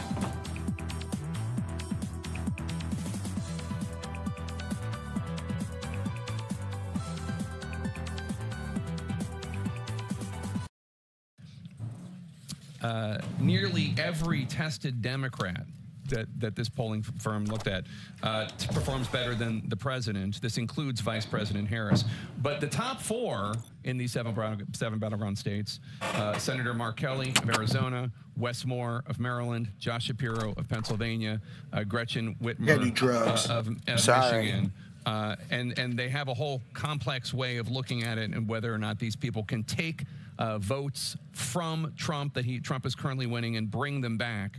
And those are the top four. And again, this is just one poll, but this is really indicative of where the Democratic Party is, with the exception of maybe 2 or 3 of President Biden's aides, and I assume his immediate family. The Democratic Party is really looking for an alternative. And so polls like that, other internal polls I've looked at, all the...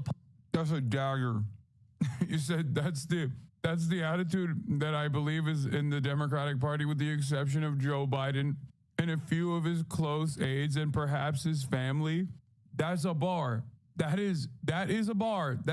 Jake Tapper is not the type of dude who says shit like that normally, okay? That's some sassy ass shit to say. It would have been even funnier if he said, and Joe Scarborough. Like, it seems like there's 8 total people in the country that think Joe Biden should continue running. Biden is one of them, but he's ineligible to vote in this, given his own mental capacity. And George Scarborough is a close second.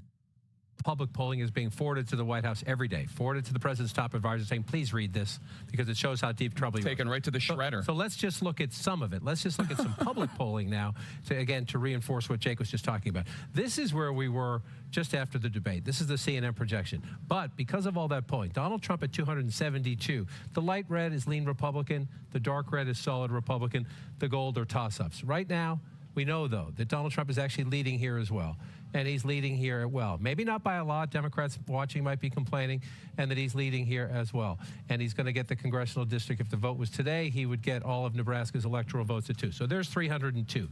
As Jake just noted, you come over here, there are people who think New Hampshire right now is in play. There are people who think Virginia right now is in play. Arizona is blue here. That's my mistake. Donald Trump is leading there as well. So there's 330, right? Jake also mentioned Colorado. The governor of New Mexico has warned the White House. The governor of Minnesota has warned the White House. Why? Let's look at just some. This is new public polling, 7 battleground states released just today. By the way, New Mexico, Nevada, and Arizona are entirely due to Joe Biden, not his age, are entirely due to Joe Biden's inability to bring out the youth vote, and more importantly, the Hispanic vote. Sometimes in many of these states, the youth vote is the Hispanic vote. I'm telling you right now, Arizona is a little bit more unique because Arizona is like a historically maverick state, I guess. Like, they carry on the legacy of John McCain. It's weird. It doesn't vote in the predictable fashion. They are the only, like, never Trump Republican state out there. Like, legitimately, there is a constituency of never Trump Republicans in Arizona. I will admit that. But Gaza and the border policy, which came at the last minute, like, this is a fourth quarter self bucket, okay? Where he did 2 things that made it so that people would definitely not vote for him. Key constituencies in these states that he needs to win would definitely not vote for him. Gaza is a major problem for anyone under the age of 35. Maybe not so much that they'll stop dead in their tracks. Whoa. 44 here. It's a problem to me. Thank you. Not everyone has the same attitude that I have, right? But that is not something Biden needs right now. What Biden needs is people to be motivated to vote for him. And those people were already not motivated to vote for him because they thought he was old. Do you see what I'm saying? And I'm not talking about like old now, post-debate. I'm talking like these people were like, yeah, he's old as he kind of sucks. Shit's expensive. I hate Trump. I'm not invested in this election like I was last time. That's the attitude from a lot of young people. That's the attitude from a lot of Hispanic voters. And then he went out and did something that genuinely pissed off a lot of young people. The mass arrests on college campuses, the endless violence in Gaza, the cleansing campaign in Gaza. And last but not least, he turned around and he tried to pass a right-wing immigration bill. That right-wing immigration bill might have played well to the Pennsylvania suburbs because they watch too much television and think that like Guatemalans are gonna come f their daughters or some shit. But that was so bad. And I said this the day that came out with this right-wing immigration bill, and I've done so many videos on this, chat. You can go and watch my videos from a couple months back when he first promoted this right-wing white native immigration bill. I said it's bad policy and it's bad politics, okay? And I told you, I specifically pointed out Nevada, Arizona, and New Mexico as states where there are a lot of young Hispanic voters that are gonna see you push this right-wing anti-immigration bill, and they're gonna say, we're not voting for you, just as racist as Donald Trump is. Told you. Hey, forgive me for turning my back. I want to turn this out. Look at the incumbent president's vote share. Arizona, Georgia, Wisconsin, Michigan, Pennsylvania, North Carolina, Nevada. 42 is the highest the incumbent president gets in vote share in these battleground states. That's a path to big loss, even if Donald Trump can't get to 50 because of the third-party candidates. Look how closely it correlates to the president's approval rating. This is the president's approval rating, 36%, 37% in Arizona, 42% in Georgia, 40% of the vote. You get it. You follow it through. If he cannot get his approval rating to go that way, he can't move that. And that number has been stuck or getting worse since the debate. That's one way to look at it. The other question is, voters are asking, is Biden up to the job? Again, forgive me for turning my back. I just want to stretch this out. Is he too old to be president in these 7 battleground states? 72% in Arizona say yes, 67% in Georgia, 70% in Wisconsin, 70% in Michigan, same in Pennsylvania, close to that 68% in North Carolina, 70% again. That's a lot of Democrats and a lot of independents. That's not just Republicans. You get into the 60s and 70s, you're talking about a lot of the president's own party saying they don't think he is up to the job. How do you change that? And then there's this. What's the number one issue in the country right now? One more time. Sorry again. Just want to stretch this out so you can see it. The percentage of registered voters rating the economy as fair or poor. He's the incumbent. He wants 4 more years. 73% in Arizona, close to 70% in Georgia, 74% in Michigan, 74% in North Carolina, near 70, just below 70% in Nevada, and 73 and 72 respectively in Pennsylvania and Wisconsin. He's the incumbent president saying stay the course, Jake. That's what people in these battleground states think about the economy. That's a tough sell. That is an incredibly hard sell. And these numbers, many Democrats say, this poll was taken over a long period of time. Most Democrats will tell you they're actually worse now. They're worse now. They expect Donald Trump to get a bounce because of what happened in this hall tonight and what will happen for the next 2 nights in this hall. And the Democratic convention is a month away. You want to know why Democrats are, use the term disarray, panic, worried, nervous? Look at that. Yeah, and you said, how do you turn that around? And I know you meant that as a rhetorical question because the answer is, it really... I think the best thing that could have happened to Trump was getting shot and not getting killed right before the RNC. Because now the RNC campaign, which the media was going to focus on nonstop, is not heavily featuring the psychopathic rhetoric that Republicans are known for. Half of the rhetoric is about how sick Donald Trump is for surviving. It's literally so bad. Because if Donald Trump hadn't been shot before the RNC, and if he'd been shot after, for example, you know what I mean? The RNC would have had some of the most unhinged shit you've ever heard, with the media covering it round the clock. It's also drawing a lot of eyes to the RNC. My family was watching RNC coverage even though they hate Trump. I'm worried I'm worried that when they see the RNC coverage, they're going to fall for like the now moderate propaganda that the RNC is trying to do. You know what I mean? I am a little worried about that because Americans are very stupid. We'll see what happens post-RNC. Like I said, I think it would have been crazy for Biden to drop out pre-RNC. It would be smart for Biden to drop out post-RNC. But who knows? Probably copium. Hasn't ever been done. I mean, at least for like because of Republican messaging. I mean, David knows this. Both Davids know this. There's been Bill no would counter it precedent as in our effectively. lifetime. Again, Democrats will argue, well, wait, the national polls are a point or two. Some of these state polls are only 3 or 4 points. It's underneath the polls. It's the approval rating. It's, is he up to the job? Is he too old? What people think about the direction of the country and the state of the economy. You need some magic potion to change people's minds on 6 or 8 fundamental questions. Can accept this verdict, but he says it's early. People will focus in September. It's not early. People are going to start voting in September. And what's very clear is that these concerns have been hardened, that they've been there for a long time. They were hardened by the debate. He's in a situation that is, in my mind, irreversible. And I believe him when he says the stakes are huge of this election. If he believes it, he needs to take into consideration what the stakes are and make the best decision, not just for himself, but for the country. And Abby, one of the things that the Democrats are trying to do right now, the Democratic National Committee, you said the voting takes place in September. Yeah, they're not dropping this, dude, which they shouldn't, because it is genuinely insane. Like, the idea that, you know, Trump got shot at, so now Biden is somehow not old, and we shouldn't talk about that. Is just as silly as asking, nay, demanding Biden shut the fuck up about the top of the hour ad break, which comes at the top of every hour. It's like, I'm gonna serve you the 3-minute ad break, Jack. You think I'm old. You say I can't draw a clock. But I looked at my clock, and I saw, at the top of the hour is a 3-minute ad break. Back in my day, that ad break used to be 1 minute long. Now it's 3 minutes long. But the price is still the same. $6 or for free with a Twitch Prime. That's the Twitch Prime. Anyway, Twitch Prime is free. You can also get gifted a sub if you're lucky. But not everyone's lucky. All right, anyway. I was waiting for someone to give so I could say thank you, thank you, thank you. Anyway, here's a 3-minute ad break now. Look, folks, Twitch Prime is a free way to subscribe. XR thank you for the 5 gifted subs. Funny New Plays, thank you. The idea. Anyway, Mad the Car with a 50 bones. Back in my day, you couldn't find 50 bones in a graveyard. Donald Trump knows a lot about graveyards. He went to one. Said the veterans are gay. I was there.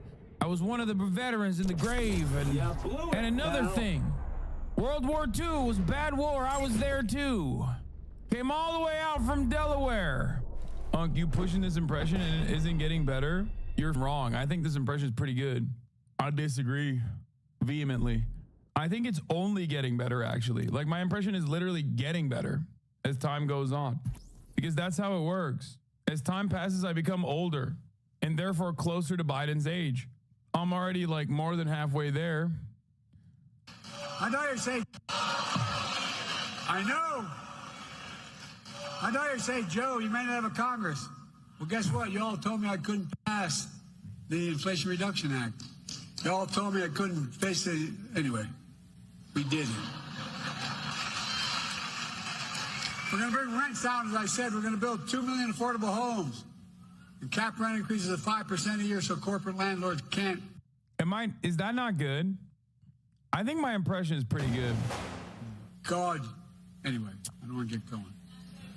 What, again? He double anyway?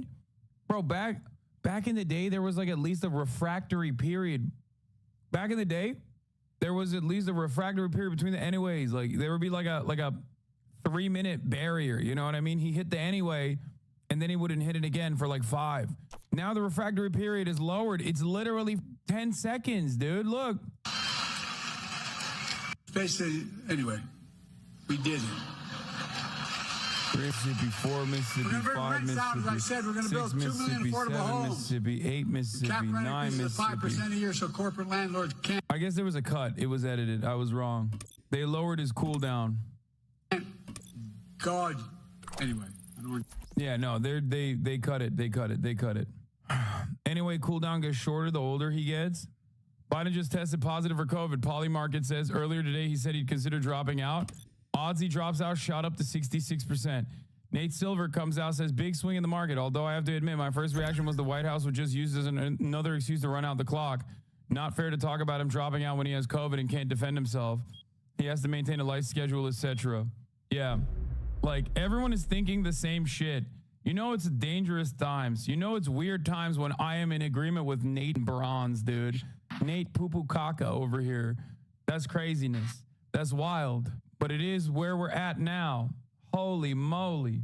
He's Nate Gold now? No, he's not. I'm not going to say that. Okay? That's crazy. Wait, Schumer has fallen?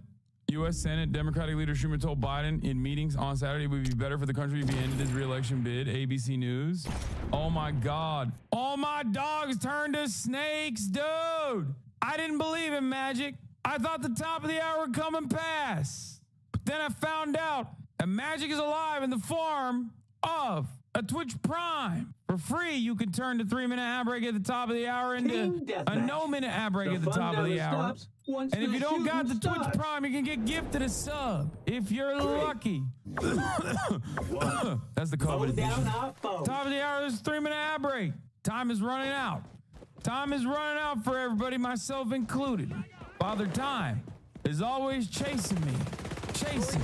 I tell Father Time, look alive. God love you. Here's a 3-minute ad break now. Andrew Filer, thank you for the 10 gifted subs. For the 10 gifted subs, allowing 10 people in Orange City as the top of the hour. We beat the top of the hour ad break, and we're going to beat it again. Anyway, here's 3-minute ad break now. Virtual meal, thank you. JD Pond Julie, thank you for the 5 get the sub. Shooter is a stem cell coder, Hearts of Iron 4 player. Are we sure they aren't? I mean, yes. We're not going to go with that assumption and hand over the right wing an immediate mechanism to start saying unhinged shit, don't you think? Perhaps we're not going to say those things, okay? That's insane. The right doesn't have sufficient knowledge of trans culture to start making those inferences. Meanwhile, the largest trans community in politics online is making those inferences themselves. Like, what a silly thing to do. Yeah, this is it. This is right. Are you enjoying the show? Refill your popcorn. You'll love the next part. Did you watch your 2024 Biden lock clip? It wasn't a real Biden lock clip. I think it was a chatter randomly clipping my like cage. What is it? Hell, mankind. I don't know what it is called.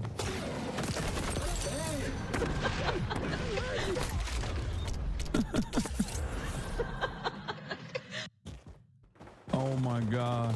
Dude, everyone's making the same joke. Holy shit. U.S. Senate Democratic leader Schumer told Biden in a meeting, I never believed in magic until all my dogs turn into snakes. Why? If Mamala gets handed the nom, will he play the K-Hive song again? Yes. Good luck in your senior year. That's what I say. Who's been praying harder for divine intervention these days, Melania or Kamala? Why not both? Yeah, not gonna lie, Biden isn't that sharp, but he might be sharp enough to pass policy over the progressives in his cabinet will get axed in the Harris admin. What? You know what I think is really interesting about this, by the way? The RNC is kicking. Joe Biden has COVID, and Fox News is not talking about Joe Biden having COVID.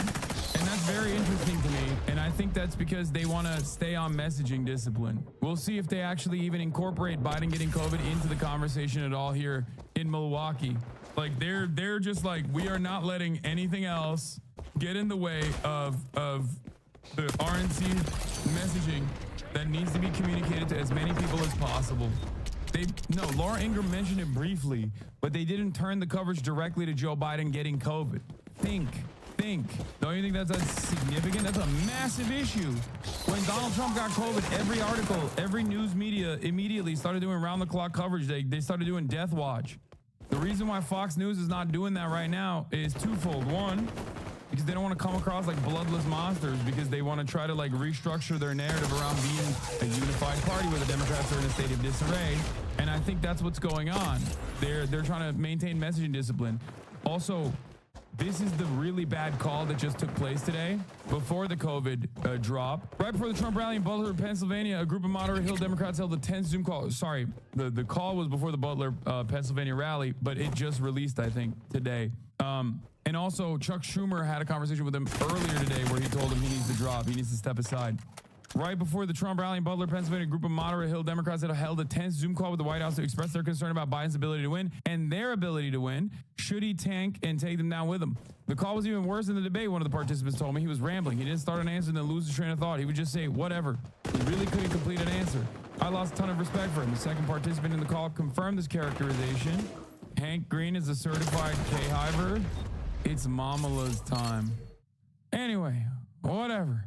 The president was rambling, dismissive of concerns, unable or unprepared to present a campaign strategy, and had particularly troubling exchange with Jason Crow, saying to him, "Tell me something you've ever done with your Bronze Star like my son." This member of Congress told me. The campaign did not, however, The campaign did not, however, dispute this next part about Crow and his Bronze Star. In the video of a Zoom that I was able to view, you can hear Biden chastising Crow, who asked about the importance of a national security to voters. First of all, I think you're dead wrong on national security, the president says, the emotion at times garbling his words. You saw what happened recently in terms of the meeting we had with NATO. I put NATO together. Name me a foreign leader who thinks I'm not the most effective leader in the world on foreign policy. Tell me who the hell that is. Tell me who put NATO back together. Tell me who enlarged NATO. Tell me who did the Pacific Basin. Tell me who did something that you've never done with your Bronze Star like my son. And I'm proud of your leadership, but guess what? What's happening? We've got Korea and Japan working together. I put AUKUS together. Anyway, things are in chaos, and I'm bringing some order to it. And again, find me a world leader who's an ally of ours, doesn't think I'm the most respected person they've ever. 34 MKD 50 with the 50 big ones. Thank you, thank you, thank you. No one cares about NATO? No, these guys do care about NATO. They're moderate Democrats, but they already know that. They don't give a shit about NATO because as moderate Democrats, they understand the average working class American doesn't give a single shred of a fuck about NATO. Ain't nobody in Western Pennsylvania is going, oh my God, thank God Finland are a part of NATO. I'm certainly voting for Joe Biden now. Okay? That's not a real thing. And I think they recognize that. Obviously, when communicating to their own base of support, they will reiterate the importance of NATO. They'll reiterate that every single time because they're beholden to the military-industrial complex, the most important constituency. Having said that, however, they also come with the recognition that Americans don't give a fuck about that sort of thing. This is what these geriatric fucks care about? Yeah, she has a mass deportation. This dumbass has a mass deportation placard up. God, dude. Like, you're gonna die. Why do you care? When they finally admit that Biden's crumbling mind, then they'll tell everyone not to make fun of the elderly. Hate truly ages. She's 41 years old. If you send me one more Edingermentum tweet that I've seen already, I'm going to lose it, okay? Stop it now. That says mass transportation. She's a train head. Yeah, transporting migrants into a country that they are not from, okay? Transporting migrants by train into camps. Oh, here's the Schumer meeting. Here's more information on the Schumer meeting. My dog's turning into snakes like it's magic. And I'm told that the pressure from Democratic leaders for Biden to get out of the race is intensifying. In fact, one person who has been out there publicly defending Biden told me just a short while ago, Biden is going to see the whole house of cards come down soon. As for that meeting in Rehoboth, Delaware, I am told that this was a one-on-one meeting, just the Senate leader and the president, and that Chuck Schumer forcefully made the case that it would be better for Biden, better for the Democratic Party, and better for the country if he were to bow out of the race. And David, when I went to Schumer's office to ask them to tell them I was going to report this and tell you this tonight, absolutely no denial from Senator Schumer's office. They only said this: Leader Schumer conveyed the views of his caucus. In other words, the views of Democratic senators. I am also told that Hakeem Jeffries, the Democratic leader in the House, has expressed similar views directly to the president. And I am told that the pressure from Democratic leaders for Biden to get out of the race is intensifying. In fact, see these RNC signs for mass deportation? We just looked at it. Is Kamala actually a viable replacement, or should it be someone else? Yes, she's a viable replacement. Oh. Why should Biden even drop out? Dems won't be able to unite without him. Like, genuine question. Wait, what? Why not? If there's one person that the Democrats have united around, they're united around the principle of getting Biden out. And the easiest replacement is Kamala Harris. Now, who her vice president will be, that is a different story. But yeah, overall, the Democratic Party is united. Problem is they're united against Joe Biden. Democratic Party is more united than it's ever been, especially because the only naysayers in the situation are just like lightly urging Biden to stay in, and they are the Progressive Caucus. And nobody gives a shit about the Progressive Caucus in the Democratic Party. They do not move the needle in the Democratic Party. They never have moved the needle in the Democratic Party, which is precisely the reason why Bernie Sanders giving an interview to Isaac Chottimer or writing an op-ed in the New York Times is not going to do anything. Are you guys insane? I say this as lover of Bernard Sanders myself. He's got no frizz in the Democratic Party. He's got no pull in the Democratic Party. He's trying to do that, I think. I love my kitties. Aligning with Biden on yet another failure of a move, in my opinion. But ultimately, Kamala Harris, if she's guided by better people, oh, when's the next season? I'm already through this battle pass, yo. Biden at this point, which is very likely, will recognize the importance of the youth vote. And if she does do that, it doesn't matter. She'll align alongside the progressives anyway. Yes, Bernie Sanders and AOC and the progressives are gambling on sticking to Biden with the hopes that they can get 100 for the first 100 days of the Biden administration if he's able to survive this knife fight, and that is pre-COVID, by the way. If he's able to survive this knife fight, the progressives are calculating that Biden has made assurances that he will adopt a lot of their outwardly progressive agenda. What the fuck has Kamala done this entire 4 years? Nothing. She's the vice president. The vice president, unless it's like Dick Cheney, doesn't really do much. Anyway, this is New York Times' own Stead saying now that Biden himself acknowledged the implied one-term transition. I hope that you can all stop pretending otherwise. This is a snippet from the BET interview. Remember it. I said I was going to be a transitional candidate. And I thought that I'd be able to move from this to pass it on to someone else. But I didn't anticipate things getting so divided. It's wild to say that to BET because he's basically saying Kamala can't do the job. I chose Kamala, a black woman, as my replacement, and then I decided later on that she is just not capable. And quite frankly, I think the older age brings a little bit of wisdom. And I think I've demonstrated that I know how to get things done. Oh, shit! In spite of the fact that we couldn't get it done. But there's more to do. Hakeem Jeffries came out and also encouraged Biden to drop out of the presidential race. Oh, my Lord.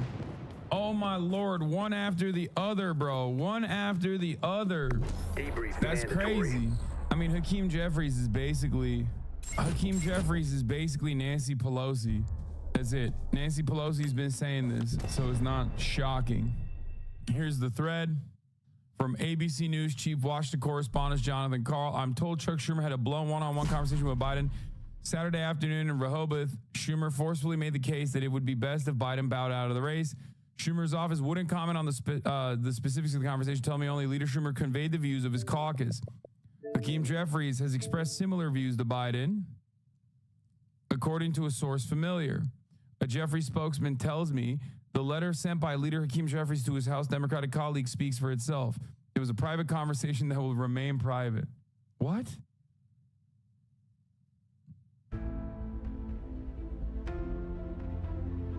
What?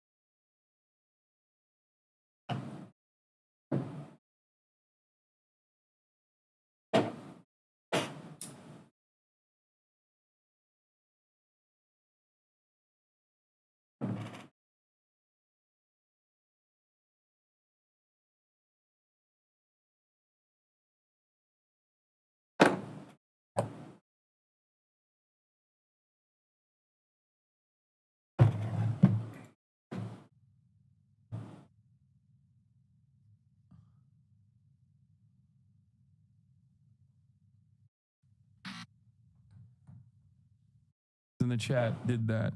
I hate that. I hate that. Because the president did a two-parter debate, that means it's legal for us and you can't ban us for two-parters? No, I will ban you for two-parters. I will ban you for two-parters. Don't come at me like that. Yeah, Hakeem Jeffries demanded he drop out. Chuck Schumer demanded he drop out. It's over. It's done. That's the House and the Senate. They're both saying they're relaying the needs of the caucus. Let me see, dude. Get the Pope to tell Biden to drop out. Turkish chatters, just dial it back a little bit, okay? Please. For days, dude. For days. We haven't even gotten to, like, the fun shit. We haven't even thought about the Pope. Science chat's the smartest chat. Can't do it.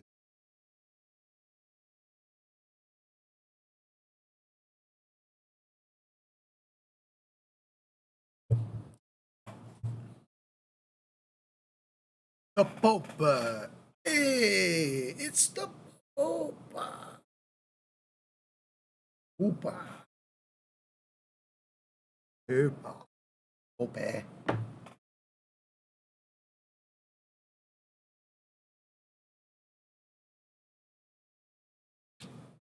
I'm like literally the most Catholic coded non-Catholic on the planet.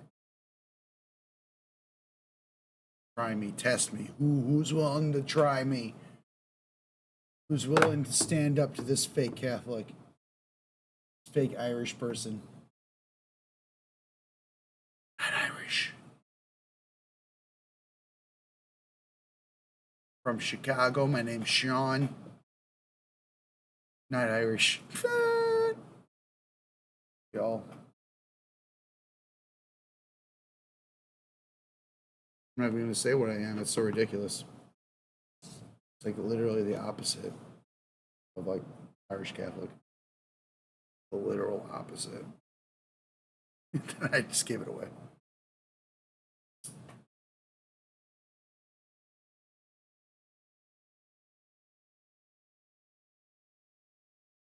But I stand with my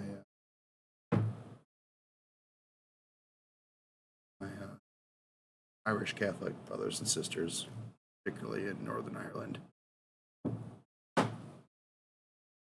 Ireland.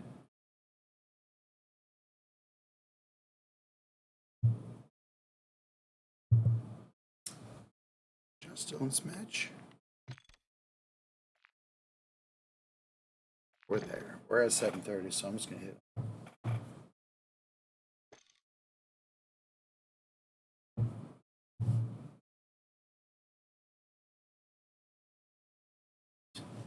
So quiet.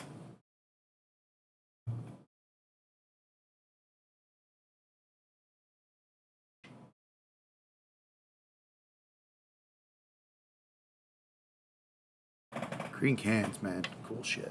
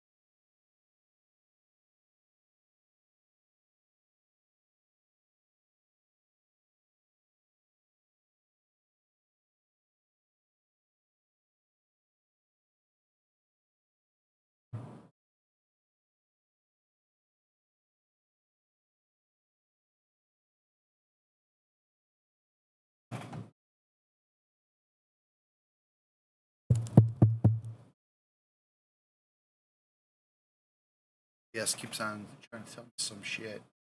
I ain't listening. Wait, what is this? Is this President from the Biden BET is interview? back on the campaign trail, courting Black and Latino voters in the key battleground state bananas? of Nevada. He spoke at the NAACP's national convention yesterday, his first political speech since Saturday's shooting at Donald Trump's rally. No, I don't want one. Got to remember, in America, we're not enemies, we're friends, we're neighbors. We're fellow Americans. Most importantly, must fully and firmly reject not Mayo for Sam. only political violence, but violence of any kind. Biden also sat down with journalist Ed Gordon for an interview with BET News. Gordon asked the president under what circumstances would he reevaluate staying in the race. If I had some medical condition that emerged, if the doctors came to me and said, you got this problem, that problem. But I made a serious mistake in the whole debate. And look, when I originally ran, you may remember it, I said I was going to be a transitional candidate. And I thought that I'd be able to move from this to pass it on to someone else. But I didn't anticipate things getting so, Is it time yet? No, not yet. Divided. And quite frankly, I think the only thing age brings a little bit of wisdom. And I think I've demonstrated that I know how to get things done for the country, in spite of the fact that we were told we couldn't get it done. But there's more to do, and I'm reluctant to walk away from that. If I'm honest with you, the enthusiasm this time around is not the same as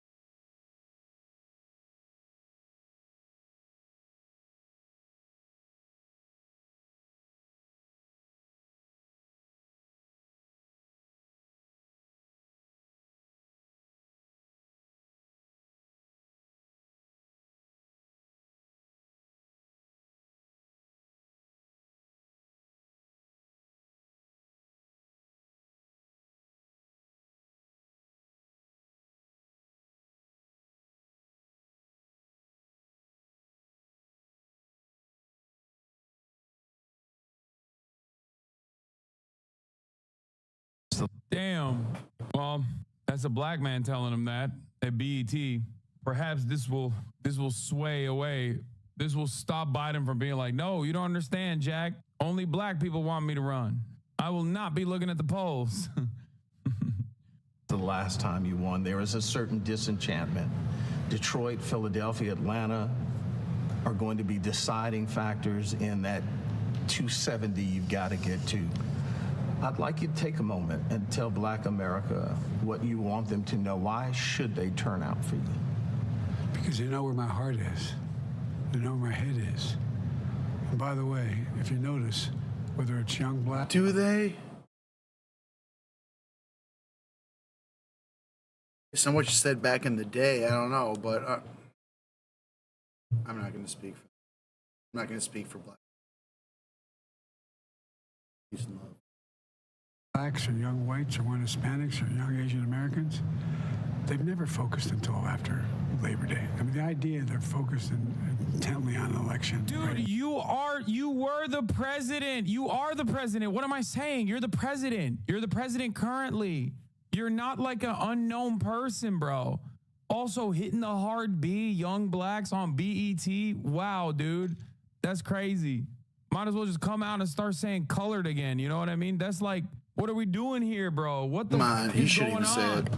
Brother, you are the president, okay? You are not like a less known, you are not a lesser known person, okay? You can't do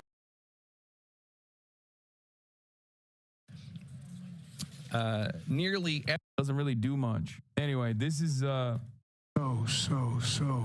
divided. And quite frankly, I think the only thing age brings a little bit of wisdom. And check. Can you hear me? Yes, I can hear you. Hello, can you hear me? Okay. Yes.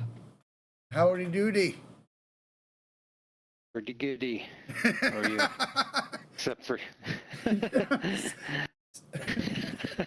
was awesome. Thank you for that. Sorry to hear about your doctor. That sucks, man. He was a great doctor, man. Like literally the only Were doctor. they old or not old? No. What? He was 54. Oh, crap. Holy crap. I don't know how That's he my died. age. Yeah, it's like literally 10 years older than me.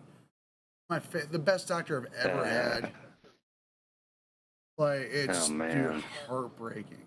Because I was like just afraid he was like gonna leave like the hospital because there's a lot of turnaround. Yeah. So I went because like I was kind of like when I was having trouble scheduling an appointment, I was kind of like, oh man, I hope he didn't leave. But then I called the office and tried, and they were like, oh, he like passed away like last month. And I was like shocked. I was just fucking shocked. Oh my God. And so I mean, that sucks. Yeah, it's woo. So I'm drunk again. The only reason why I'm even playing tonight. Like alcohol is like best. Weed and alcohol are probably the only effective drugs on the planet. Everything else, like, is just like it's just as good as you can do without fucking beer and alcohol. Dog shit. Anywho. Takes the edge off, takes the pain away. I mean, well, it puts me. It takes me out of a spiral. Like if I'm not like fucked up, like I'm spiraling. Anyway, I'm sorry, dude. I'm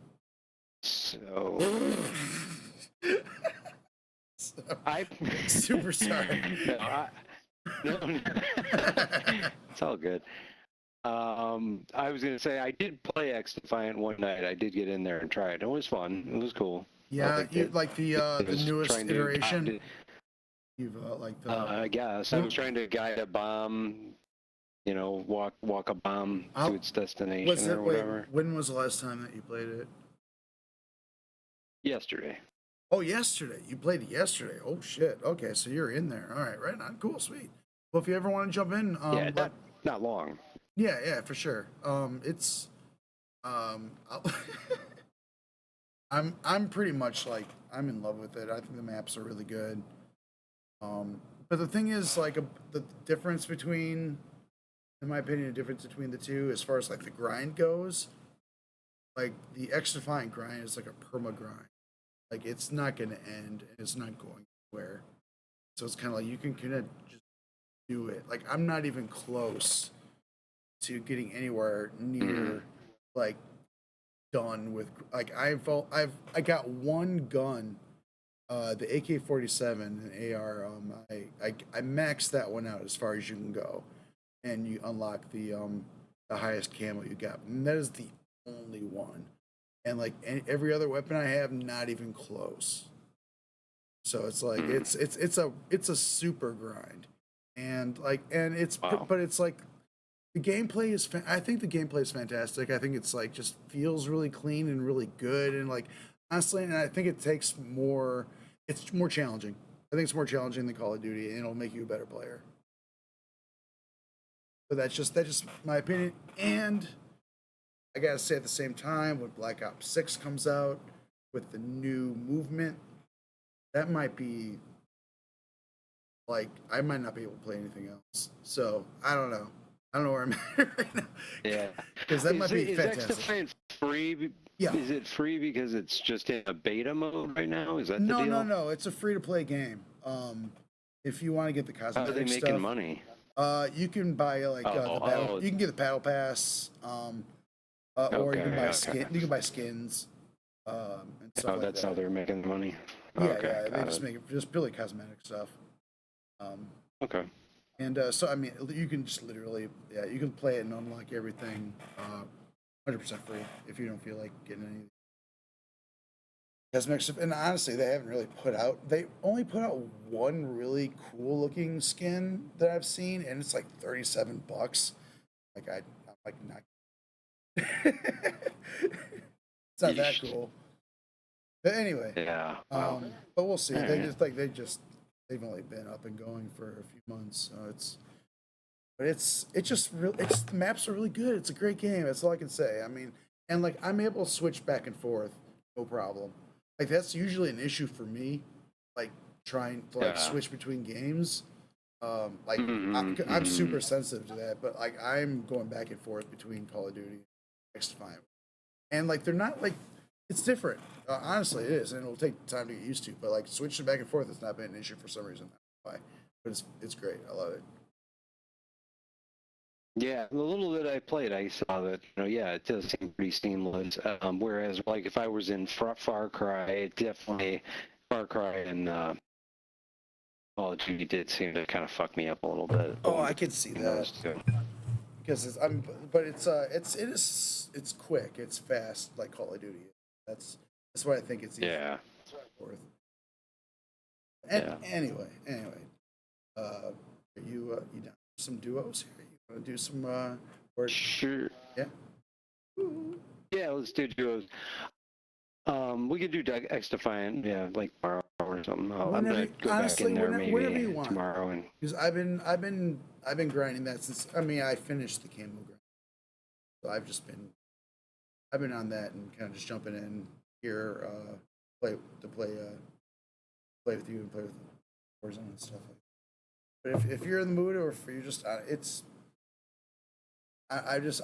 sing XDefiant's praises, and like I'm playing it a lot. So if you ever want to jump in, hit me up, no problem. Sure. Is it always the same thing where you're guiding the bomb? Is that the game, or is it changed? Is it different kind of mission stuff? Guiding the bomb. Well, there was like basically some kind of package or bomb. I thought it was a bomb, like a bunch of luggage on a tractor kind of tank sort of thing, and it's rolling, and you're trying to either protect it or stop the other team from getting that thing to its destination. Escort. That is one particular game mode. And let me explain a little. All right, there's like two different game modes that are on big maps. Escort's one of them, and another one I think it's called Control, but they're on larger maps.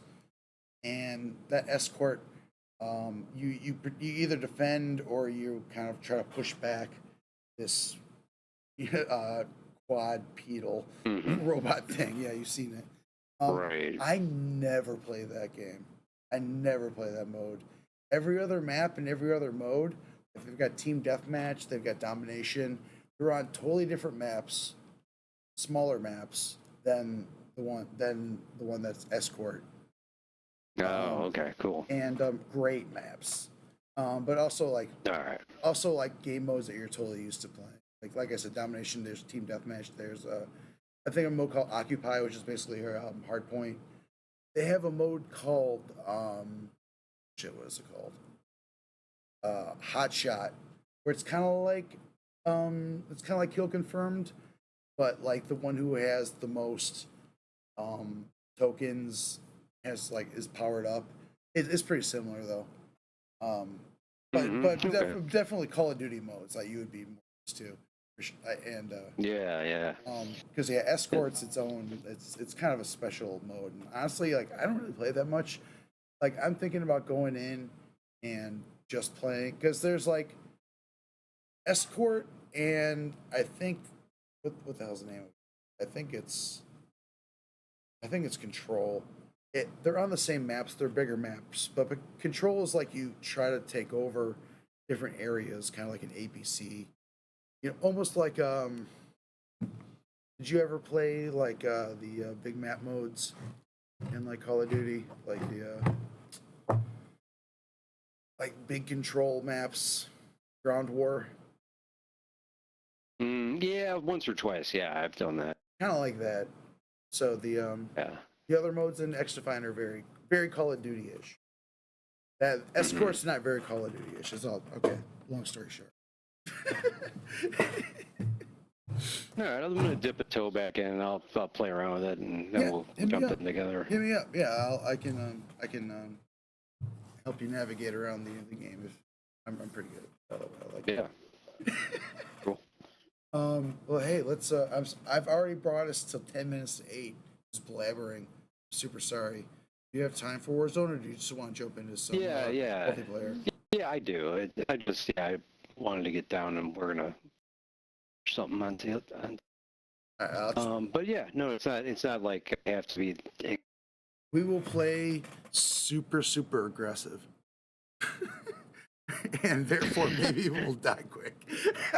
No, we don't have to do that. Let's do maybe a combination of camping and killing. Good call. We're gonna land in the middle and camp, but if we hear any footsteps, we're gonna try to murder them.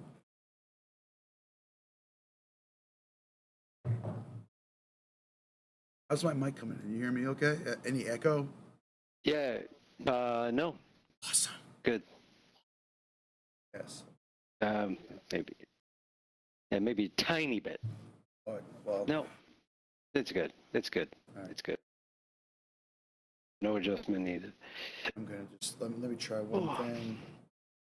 This should be actually good. Can you give me a test just to see how good I can hear you? Yeah. Check. Yeah, there shouldn't be any. I actually just turned it down. Just want to make sure it wasn't too low for me.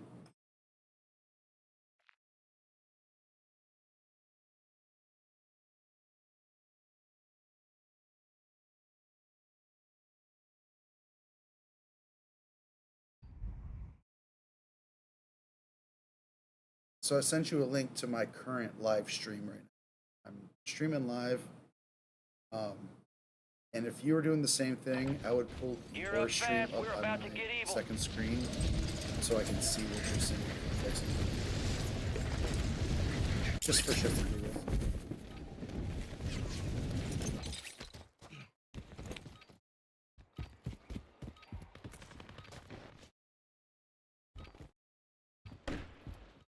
This guy's on your roof. Moving this way. Enemies are dropping into the area. Watch the skies. Oh, I broke his armor. Come on. Oh, you bitch. I get that. They're the same.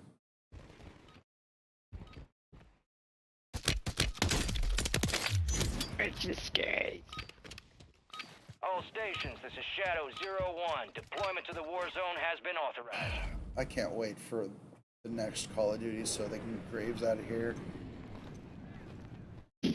Y'all make this look fun. Hopefully it's like fucking Adler, and it's just the most badass thing ever. He just comes and he's like, or you can't go in there looking like that, and he like does your hair. Weapons free on all threats.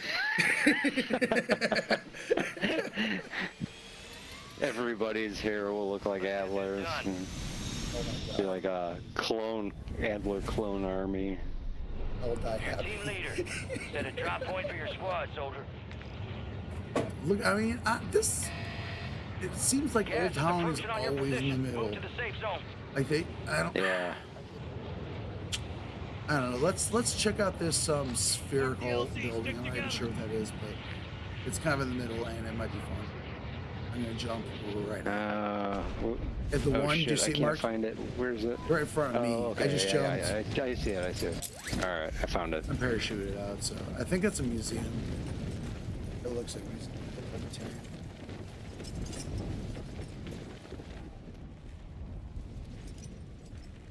See up there.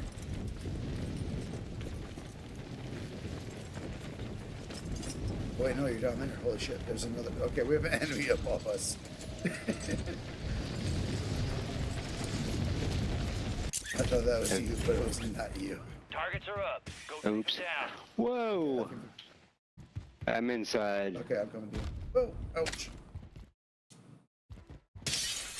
Oh, I went through a window too and like had a pretty long fall. Did we do the same thing? Yeah. Yeah. It's like, oh, there's a whole bunch of crates. Uh-oh, what's going on? Oh shit, you got enemies? Fuck. Ooh, got a sniper here.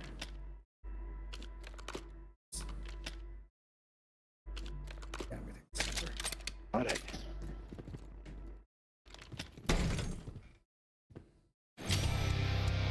What is a PRO? PRD.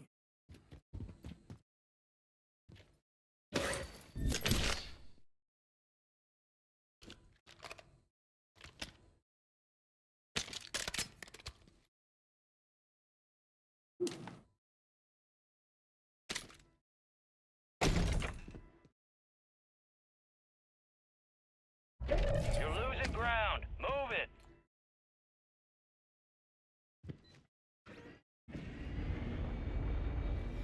Got a heartbeat sensor going. I think we're alone. We're very alone.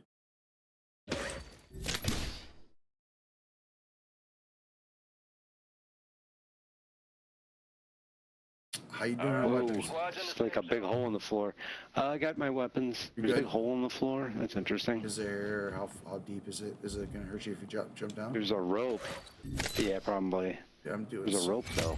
All right, let me get to you. There's all sorts of shit. I'm like moving like a dude. There's all sorts of unopened shit over here. Where are you at? Dude, come and get some of this shit. I'm in the hole. You're in the hole. Okay, well, there's so much shit to loot up here. I'm just gonna keep looting. I'm gonna put down. Yeah. Trophy down. Oh shit.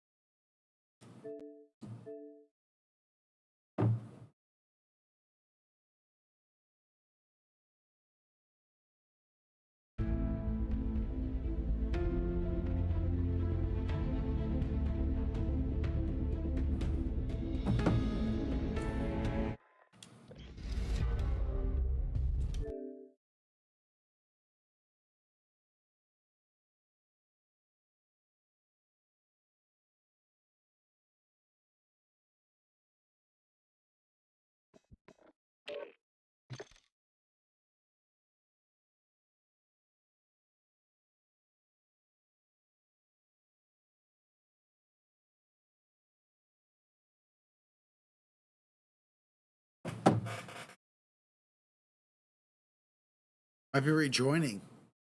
Woo! Hey, kitty.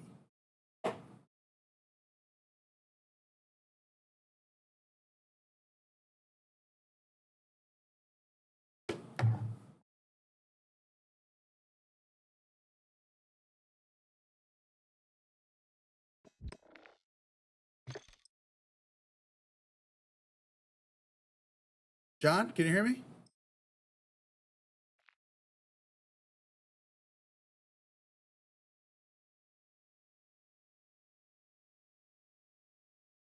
Trophy system active. John, can you hear me? Microphone check. Hello. Loadout drop headed your way. Oh no.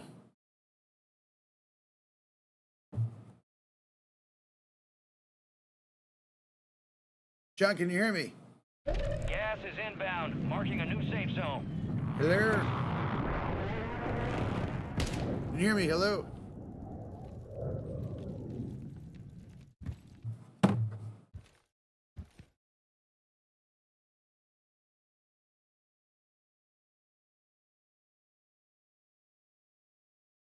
Can you hear me? Hello?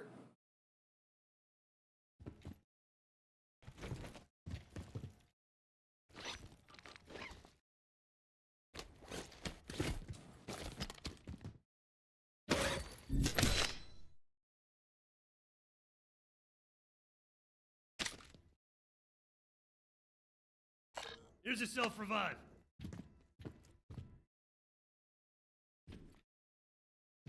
Check, check.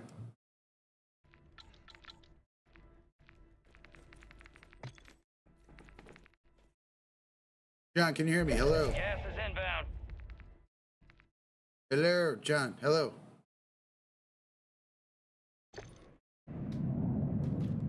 Damn it. Your Your squad made it to the safe zone. You can't hear me?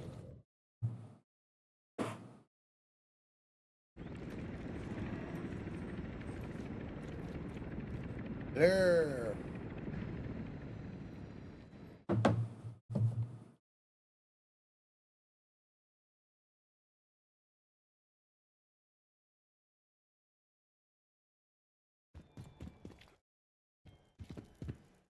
Hello? Can you hear me?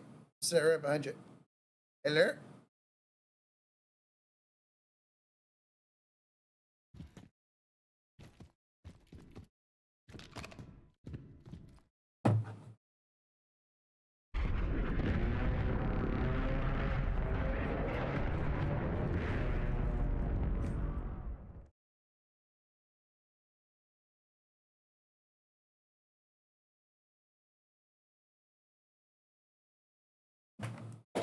Moving this way.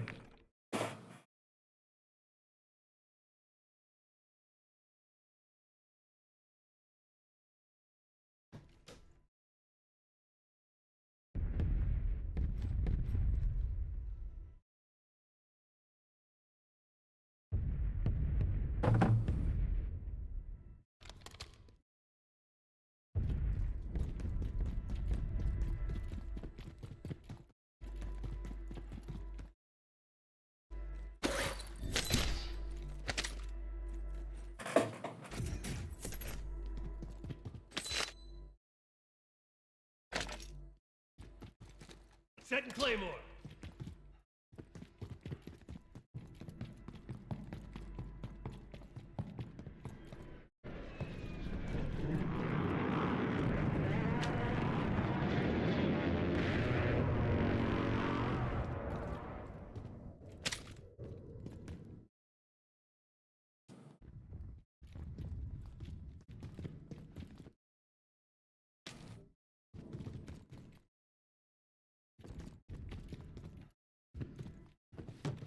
Armor plates here.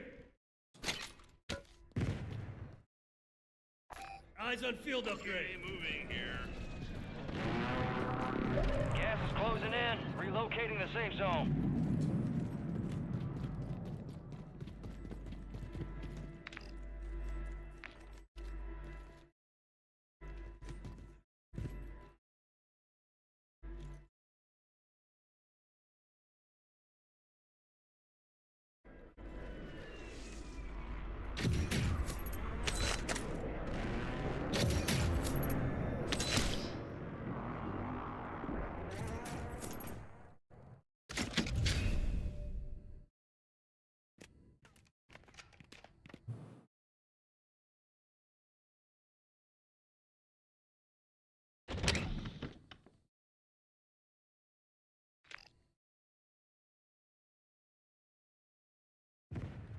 Vehicle marked.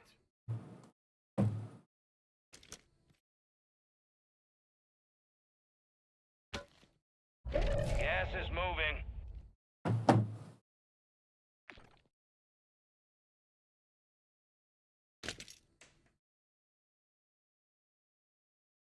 All right, your squad's in the safe zone.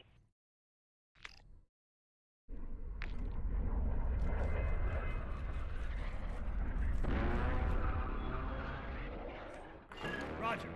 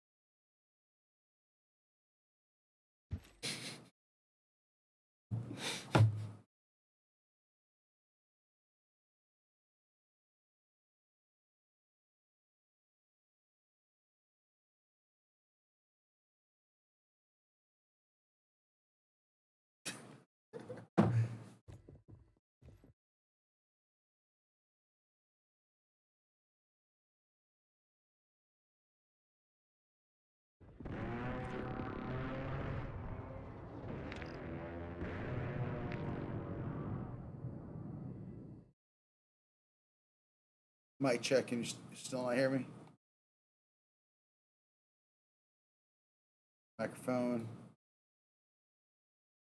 Shit.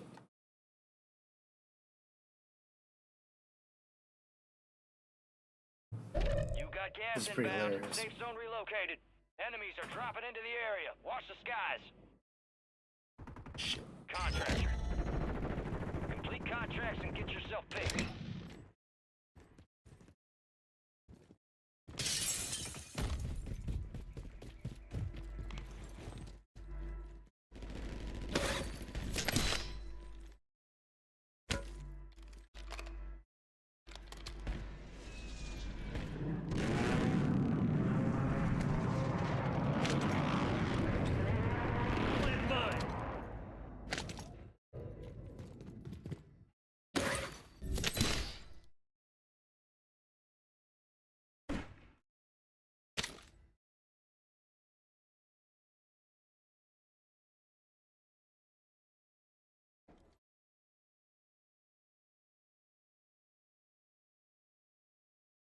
You got gas moving in.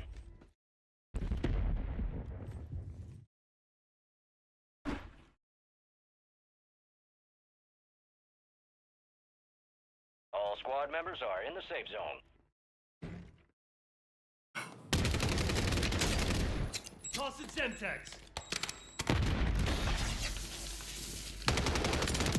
Enemies dropping into the AO.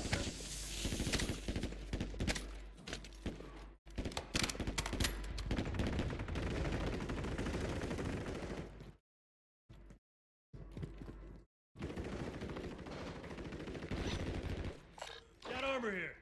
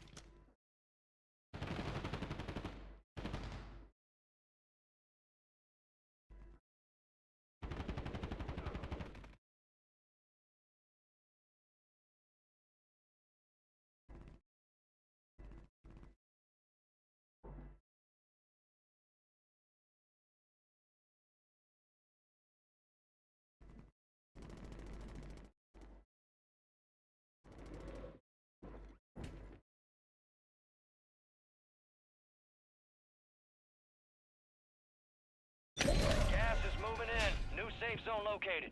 Gulag is closed until further notice.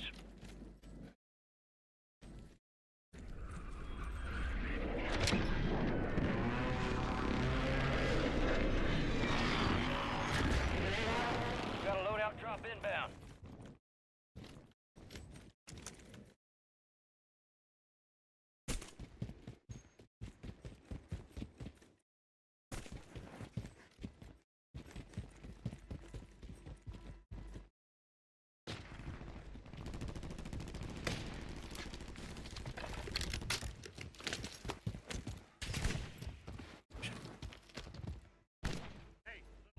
Gas is closing in. Down to you, soldier. Bring home a win. Shit.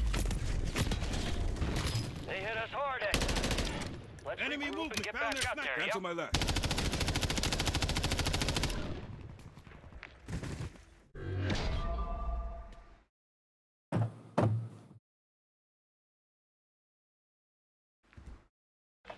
No soldier left behind.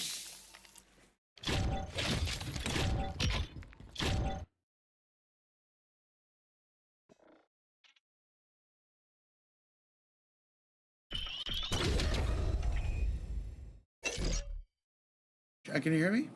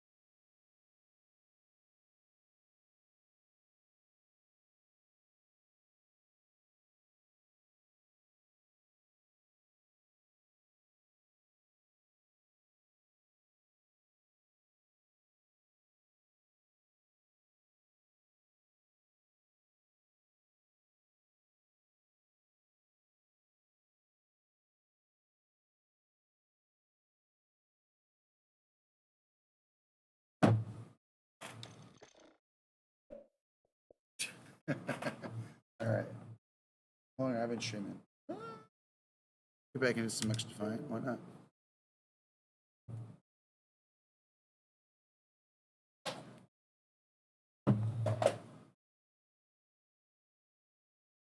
I think I've demonstrated that I know how to get things done for the country, in spite of the fact that we told we couldn't get it done. But there's more to do, and I'm reluctant to walk away from that. If I'm honest with you, the enthusiasm this time around is not the same as the... Damn.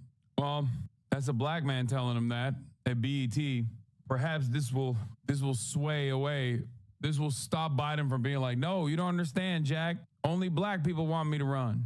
I will not be looking at the polls. The last time you won, there is a certain disenchantment. Detroit, Philadelphia, Atlanta are going to be deciding factors in that 270 you've got to get to. I'd like you to take a moment and tell Black America what you want them to know. Why should they turn out for you? Because they know where my heart is. They know where my head is. And by the way, if you notice, whether it's young blacks or young whites or young Hispanics or young Asian Americans, they've never focused until after Labor Day. I mean, the idea they're focused intently on an election. Dude, right? you were the president. You are the president. What am I saying? You're the president. You're the president currently. You're not like an unknown person, bro. Also hitting the hard B, young blacks on BET. Wow, dude. That's crazy.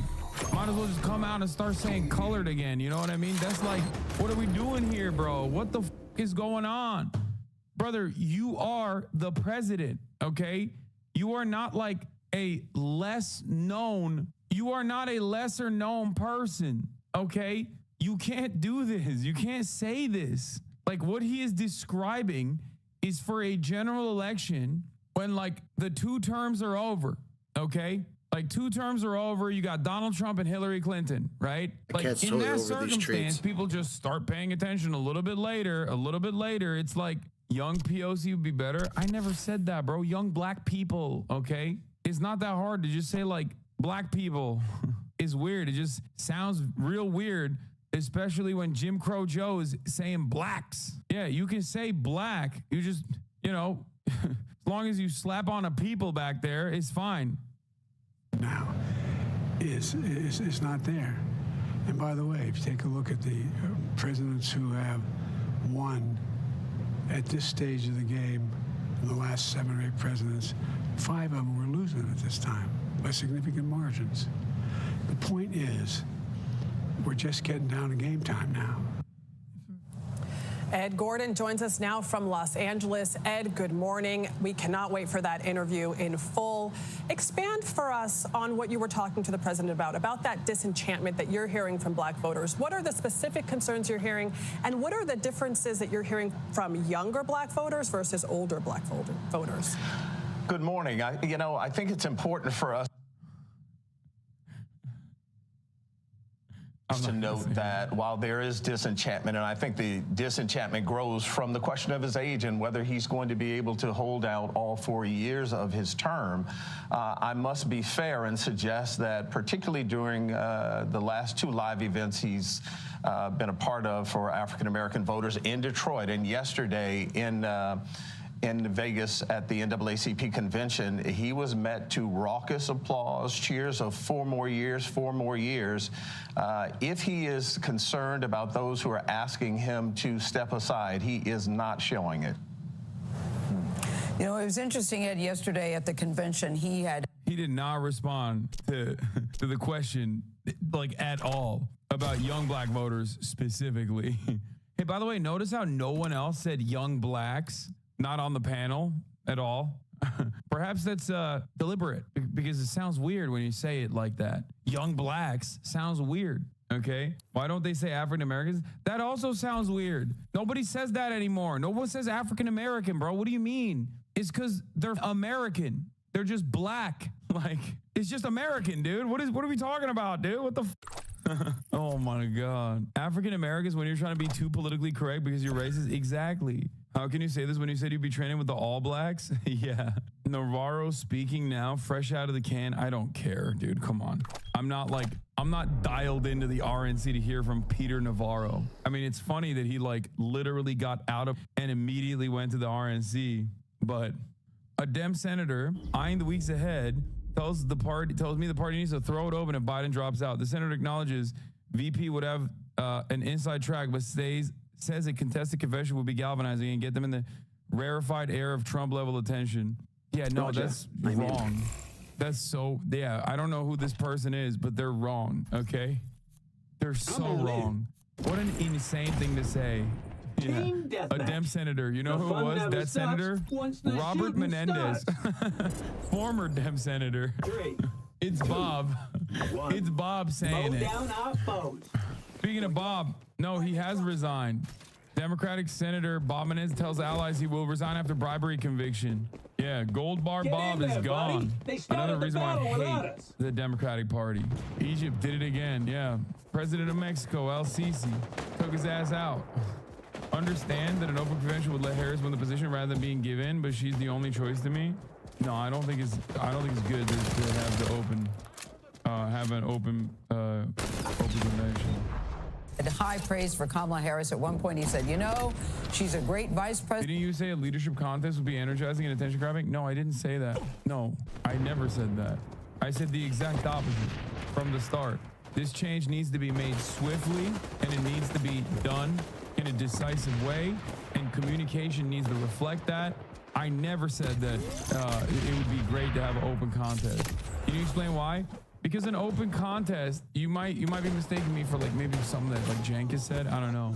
But an open contest, in my opinion, would make this race even more contentious. Because the one thing that the Democrats have in their corner is that they're supposed to be the adults in the room. Okay? The Democrats are supposed to be the adults. They're the party of adults, okay? Republicans are chaotic. Republicans are crazy. Republicans are violent. Open contest, in my opinion, spells disorder and chaos. No one will read it like, oh man, it's so wonderful that they're doing so much democracy at the convention. Especially because the convention structure is not going to be democratic anyway. Because the primaries already happened. That's technically supposed to be the democracy in play. Casual take. Okay, no. I think that the Democratic Party needs to show unity, not division. If they want to win, they need to show unity. They need to not be more divisive. Okay? Trading that for a little bit of extra. Yeah, but that's not on the people who want Biden out. Biden is literally the one causing the division. they don't have a solid argument why he should stay. He looks bad. They just can't get around that. They're just basically just like, no, he's fine. Extra drama and extra media attention is so dumb. It is the most significant upper hand they have over the Republican Party. And it's already fucked up right now. Joe Biden is busting that right now. President, but she could also be a very good president. What do you think the point is that he was trying to make to that? And that goes against my primary goals of making as much content out of this as possible. Yes, an open convention would be great for me because, you know, way more eyeballs. But ultimately, I think it would be horrible for the Democratic Party's prospects in this election. Content-wise, though, it'd be great. So, yeah, open it up. Biden even running, he had dementia 4 years ago, too. Massive ego. It's true. That's exactly what it is. Particular crowd, because he keeps saying he has no intention of stepping aside or down. That's a $64,000 question, Gail. I even asked him during the interview if, in fact, he won, would he be willing? Would he look at the idea of maybe carrying it for a couple of years and then allowing her to take it to the finish line? And so I won't give you the full answer. We want people to tune in tonight at 10 on BET. But it was an interesting answer, and I think that he understands the importance of the black vote being critical and crucial to his victory. You know, I wanted to know the answer to that. I'm like, and the answer is, Ed, but okay. Good teams. Exactly. That's what we call a team. Yeah. Thank you so much, Ed Gordon. If you weren't already following the presidential election, the past few days may have changed all of that, but... Shocking new revelation shows Biden supporters like enthusiasm for Trump voters as election years, which was exactly the same dynamic last time around as well, for the record. People literally have never voted for Biden for president. They've only voted against Trump being president. Historically speaking, the last election cycle was an election cycle entirely around Donald Trump. That's it. Anybody who tells you something else is lying, okay? The last election cycle was on the boundaries of Trump. Do we want Trump? Do we not want Trump? And the American people decisively said, we do not want Trump. Like, it was 60+% of Biden supporters, even back then, that said that they did not want Donald Trump to be president. And that's why they were voting for Joe Biden. They were not voting for Joe Biden. They were voting against Donald Trump. That percentage still very much is in play right now. 67% of Biden supporters say they are voting against Donald Trump. Meanwhile, on the other side of the equation, 60+% of Republicans are saying they're voting for Trump. This is the reason why I say replacing Biden would only add to the ticket. It would not take anything away. There are no Biden or busters out there, okay? Sure, Kamala Harris has weaknesses, but I think given that these people are willing and able to vote for a cadaver, not a single vote will be lost if Biden is replaced, and you only stand to gain more votes if it's Harris or anyone else, as a matter of fact. What? Jeff Zeleny reports on CNN President Biden is more receptive to the push to him to leave the ticket, has gone from saying Kamala can't win to asking if Kamala Harris can win. Dude, my man got COVID and immediately started asking the right questions. All the coconuts are falling into place. I'm feeling unburdened as right now by what has become and what will be. I'm feeling so goddamn unburdened right now. What is this? I saw Biden asking his advisors if Kamala can win. The Crow guy, Corbett content when? Not today, maybe not tomorrow either.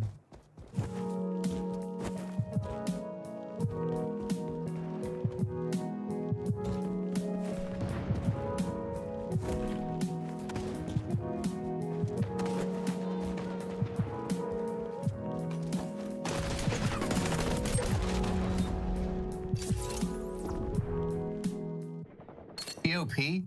Do you want to sit with Dan Bongino? Do you want to sit with Dan Bongino? Well, if you answered yes to any of those questions, you're probably a real freak. Or you're Nick Lutzko, who just did a country version of that song, available on his Twitter. It's back. Yeah. Do you want to be at the RNC? Do you want to meet Patricia McCloskey? Do you want to shout for the GOP? Do you want to sit with Dan Bongino? Do you want to sit with Dan Bongino? Well, if you answered yes to any of those questions, you're probably a real freak. Or you're Nick Lutzko. Who just did a country version of that song, available on his Twitter. It's back. Yeah. But luckily, you don't have to be at the RNC to experience it, because it's also on TV and the radio and the internet. And since most of it has been pretty much what you would expect at this point from a fully MAGA-pilled Republican Party convention, something that no normal person has the time or patience for, let's just kick off today's show with just the best bits. Yeah. Now, for starters, the timing of this thing means that Donald Trump is in attendance just days after narrowly avoiding getting killed by an assassin. So he's been wearing a bandage over the ear that was hit. And some RNC attendees have taken this as a cue to wear their own hastily crafted solidarity bandages. It's just like the one he's got. Definitely not a cult. One of the funniest posts I saw about this was a shot of it, and it said, when you order a pillow off Temu. Yeah, I mean, the main guy that I keep seeing, it literally looks like a piece of like printer paper. It's not even a bandage. It's the goofiest solidarity thing I've ever seen. You couldn't even pop out and go to CVS to get the real thing? Come on. Just some gauze, buddy. Also, quick note before we get to the rest of this. We are filming this early Wednesday evening. Oh, yeah. So there's going to be plenty more of this to come in the future. Anything that happened on Wednesday night at the RNC, we missed. Or in the White House, which we'll get to. There's some updates there. There's a lot going on. It's a busy, busy week. But of course, wearing tiny little gauze pads or paper or whatever on your ear is a very goofy way to be in solidarity with the president. I mean, maybe they'll go full Vincent Van Gogh and just start snipping their ears to be like him. Everyone send Mr. Trump a piece of your ear to show how much you support him. I'm a real pit bull when it comes to MAGA, and that's why I crop my ears, just like a pit bull. So yeah, clearly not a cult. But anyways, Trump doesn't take the stage until day 4, Thursday night. But in the meantime, a lot has happened, though not really on stage. I mean, there's been dozens of speakers every week. So many. It's like 4 hours a night. Yeah. I don't remember the RNC being this long. Maybe I just wasn't paying attention. Well, it's an election year. They got a lot of cult of personality figures now. They're all going to want as much time as possible. They got to squeeze them in. We got a lot of freaks we need to fit up here on this stage. Yeah, so, I mean, here's what's happened on stage. They just kind of mostly all kind of said the same thing, and exactly what you'd expect them to say. If you've been watching this for any period of time, it's that. Here's a clip. Hey everybody, my name is Tim Sheehy. Those are also my pronouns. Got the job done.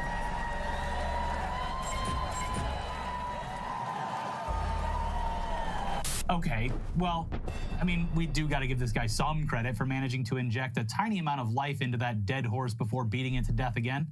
His last name is Sheehy. It sounds like Sheehy. So those are his pronouns. Is he saying? No, he's just making a joke. Yeah. But hey, at least it wasn't my pronouns are kiss my ass. Or my pronouns are Donald Trump. Yeah. Although, probably some other speakers doing that too. I've seen reports of gender-neutral bathrooms on site at the RNC. Oh my God! Big problem, obviously. Shut it down. Elsewhere, we had big wet loser Ron DeSantis helpfully reminding everyone who forgot, reminding them why his prospects of being president evaporated as soon as everyone heard him speak. They can't even define what a woman is. They can't even... Ron DeSantis. Loser. He is so bad at sounding like a tough guy. Yeah, no, the more he tries, the worse he sounds. Instead of like, there's a way to project your voice. And going high-pitched and screaming is like not what you do when you're trying to project power and strength. And then we had Marjorie Taylor Greene being, her usual deranged self. But this time, she did so on, I guess, an extra hot microphone that managed to capture her doing some kind of weird throat giggling noises. Make America successful again. Wealthy again. The country we deserve. Wow. Wow. I don't know. I only heard it on the first one a little bit, but it's not that loud. It is weird though. Not every RNC speaker is what you'd expect, though. For example, Amber Rose, who's probably most known for being a rap video victim. Yo, she still look good though. Amber Rose, hit me up. don't care if you're MAGA, girl. Who at one point dated Kanye West and was married to Wiz Khalifa, also accused Kanye of liking fingers in the butthole at one point. He's a finger in the booty ass bitch. Yeah. She's gone all in for Trump. Hey. Can we back off of that? Like, there's some shame in that. Everyone and anyone should be able to enjoy a finger in their butthole if they want it there. Where I'm standing with her against Kanye is like, Team deathmatch. Now we really get to play with fire. Don't give hate. Yo, if a girl wants, you know what? I ain't against it. I'll just be Shoot real. the other guys until they're dead.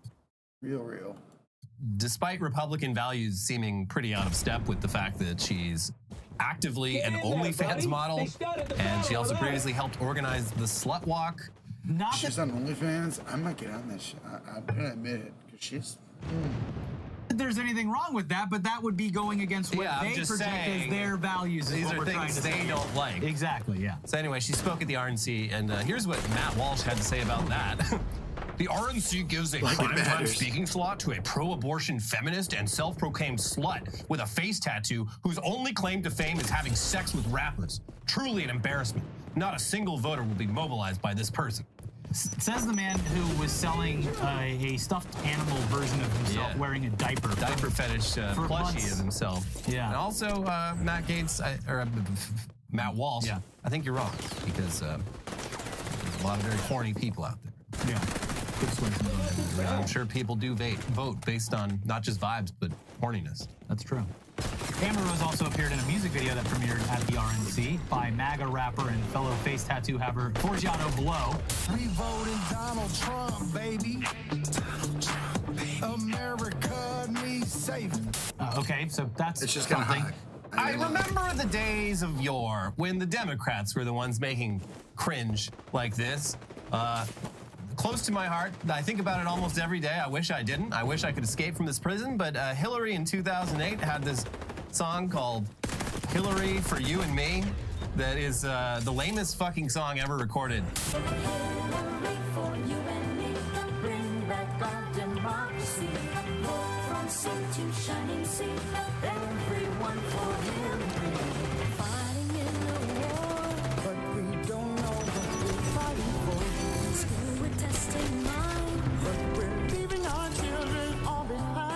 Yeah, and I think about it all the time. And who could have predicted that you fast forward, 16 years, and here we are. And they're doing cringe, but the new kind. Yeah. The rap kind. Again, a beautiful piece of art. It is something. And this guy is prolific. I've been following, like a lot of people were first introduced Forgiato Blow at the RNC, but he's been at this for a long time. I believe he was involved with, my favorite one was a song about Target called Target is Targeting Kids. Oh, God. Which, yeah. I'm surprised. Something will happen in the news cycle and he'll have a fucking song and video out within like a week. Yeah. Listen, all else aside, I admire this guy's work ethic at exclusively making music about like Republican talking points. There's some things you have to hand it to, like all of the t-shirt salesmen on the boardwalk and in New York City pumping out Trump shirts within minutes of him. You could get a Trump assassination fist bump shirt on Atlantic City boardwalk within like 10 minutes. It seemed like he was like even faster than the New York City earthquake shirts. What I'm thinking though is how upset Tim Cook is, not Tim Cook. That's Tim Apple. Oh, jeez, I don't like this one bit. Tim Pool is that his band didn't get approached to perform at the RNC. Oh, I bet he's steaming mad. Yeah. Or at least let him do tricks on his skateboard outside. Yeah, like it's X Games or Warped Tour or something. Yeah. Get him out there to impress people. Where's Tim's parade? He wears a giant beanie that's a helmet when he skates. But back on the convention stage, we also got maybe the funniest clip of the convention from West Virginia Governor Jim Justice. Bottom line to every single thing that's going on in this great country today is one thing. We become totally unhinged if Donald Trump is not elected in November.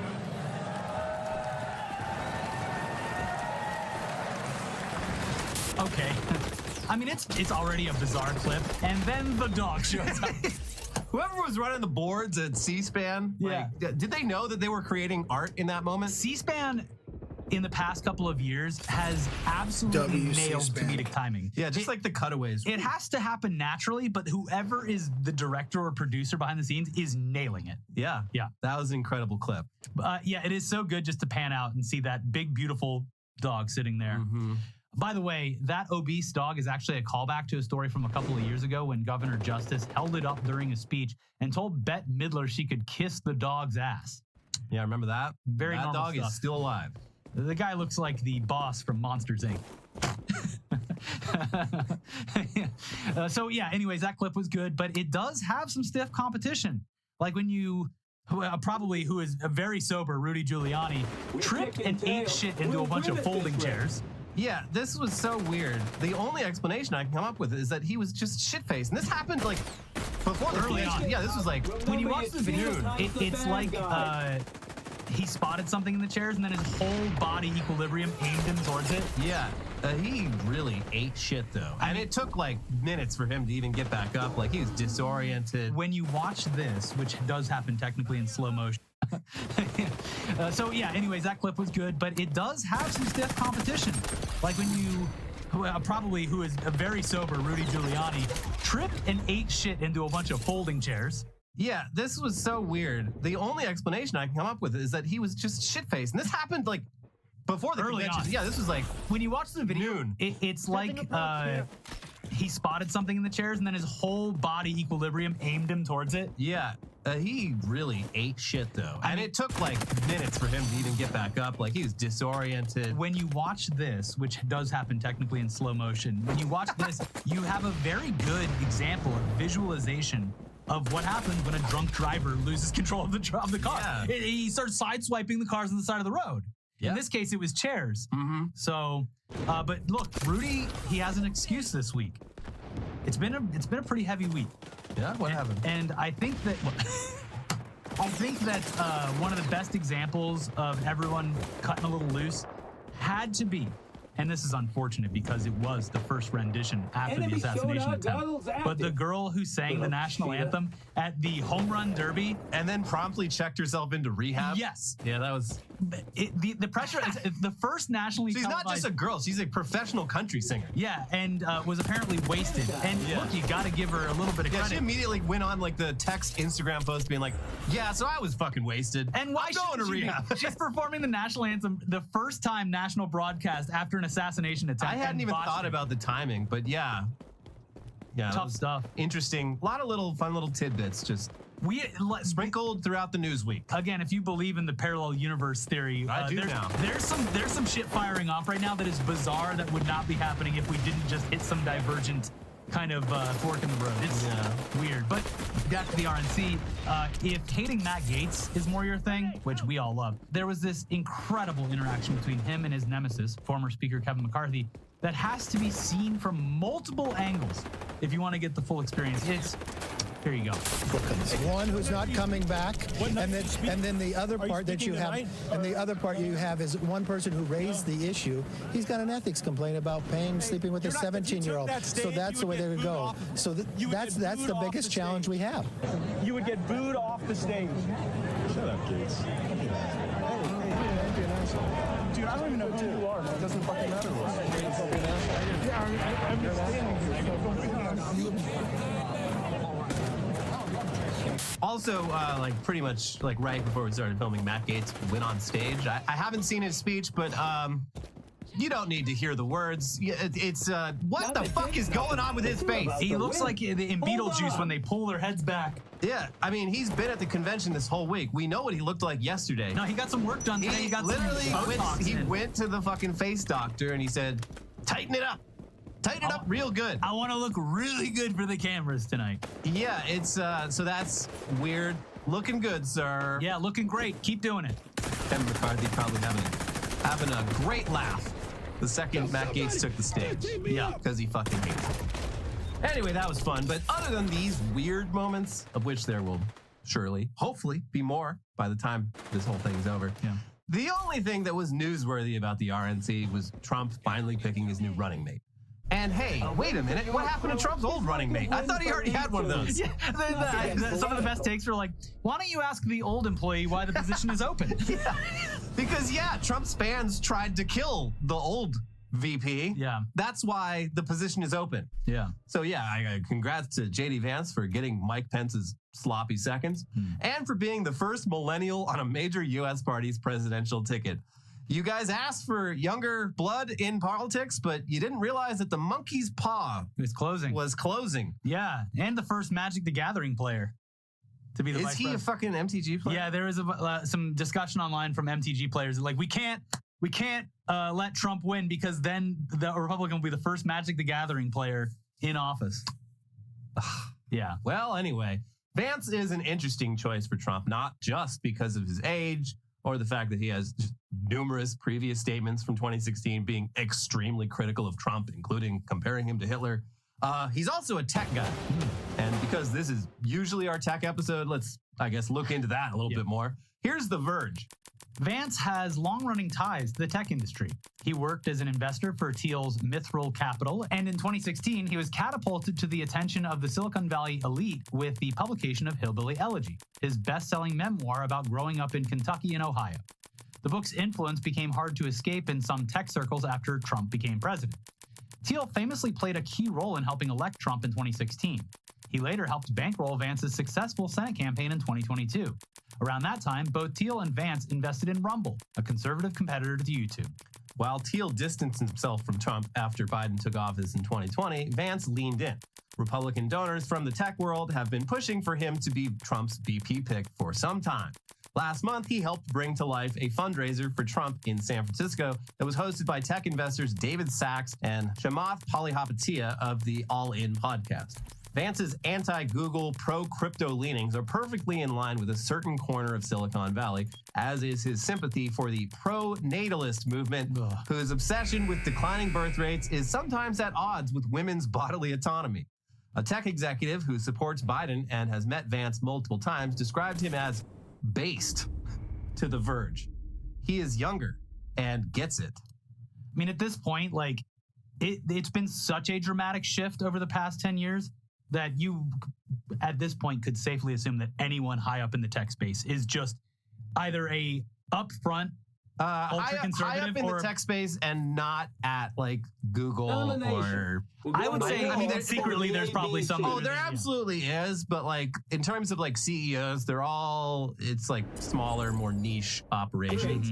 But yeah, these guys all were like, they've always been like libertarians in a lot of ways, but they have sort of accidentally reverse engineered themselves into like crypto fascism. Yeah.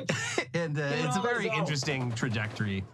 It's gone down in the past decade, but yeah, here we are. Well, I mean, that's certainly interesting, and it definitely reflects a growing trend among rich Silicon Valley dickheads to ditch any pretense of progressiveness. I mean, they're just coming out and saying it recently. Yeah. Elon Musk is obviously the biggest and most annoying example of this, and he has already come out and endorsed Trump immediately following that failed assassination attempt over the weekend. Now here's this from the Wall Street Journal this week. Elon Musk has said he plans to commit around $45 million a month to a new super political action committee backing former President Donald Trump's presidential run, according to people familiar with the matter. Formed in June, America PAC is focused on registering voters and persuading constituents to vote early and request mail-in ballots in swing states, according to one of the people. Oh, they do mail-in? Interesting. Oh, that's cool. The coalition assessed that the Democrats have historically had very robust get-out-the-vote campaigns and took note of the amounts of money that the Biden camp has dedicated to what are called on-the-ground efforts in swing states. America PAC will try to counter that. After this article published, Musk on X posted a humorous meme responding to it with the caption, "Fake news." Capture zone contested. Subsequently, he wrote, "Yeah," in response to a post that said, Elon Musk went from being an Obama voter to pledging $180 million to elect Donald J. Trump. The woke left really fucked up badly. And then, also on Tuesday, Elon announced he's pulling all of his companies out of California. The first time he's pulled out. Because of woke. Yeah, but we're still giving him a round of applause, not only for getting the fuck out of my state, bye-bye, but also finally learning how to pull out. My favorite thing about this, I mean, look, it will have like some effect on the state's economy, but really not that much. People are like, oh, good, California, good luck without Elon Musk's companies. And it's like, we are the most economically diversified state in the country, possibly in the world. We're gonna be fine. Also, if anything, the real estate that he's currently taking up will now go to companies who can make much better use of it. And pay their rent. Yeah. Also, SpaceX still going to be launching out of Vandenberg for the foreseeable future. I mean, they'll also, obviously, Texas and Florida. But I believe SpaceX was already registered in Texas anyway. So they already have. They're just moving literally the headquarters. So the state wasn't getting that much in benefits anyway. And by the way, update, as we've been telling you for years, all of his projects are government subsidized anyway. Yeah, I mean, in a lot of ways, he's probably costing California more money than he was bringing in. Get the fuck out. And he's moving to the most liberal city in Austin. Or, sorry, in Texas, which is Austin. Texas, yeah. God, R.I.P. Austin. That place, it's Austin and Seattle, two cities that every time I go, it's worse than the last. More fucking polo shirt, lanyard dickheads walking around, driving the rent up, kicking out all the people that made it cool. They gotta move. I hate it. It's tech gentrification. It is. Yeah. Anyway, here's NBC News. SpaceX CEO and ex-owner Elon Musk said Tuesday he will move the headquarters of both companies from California to Texas. Musk vowed the moves in response to Governor Gavin Newsom signing a new law on Tuesday that bars school districts in California from requiring parents to be notified of a child's gender identification change. Wait, what the fuck does that have to do with why does that matter? How does that affect your business? I want to point out, we've said this before, but there's a reason, a very obvious, if you just think for 2 seconds, reason why a young person would come out to a school administrator, teacher, or guidance counselor rather than their own parent. Yeah. Is it because their parent might potentially get violent with them or discipline them or send them to a conversion camp or any other reason that they would want to find an adult who is safer to talk to? And also, this is the reason you're leaving? Yeah, this has nothing to do with rockets. No. Social media. Anyway, he continues. This is the final straw. Because of this law and the many others that preceded it, attacking both families and companies, SpaceX will now move its HQ from Hawthorne, California to Starbase, Texas. Musk posted on X. He later added that XHQ will also move from San Francisco to Austin.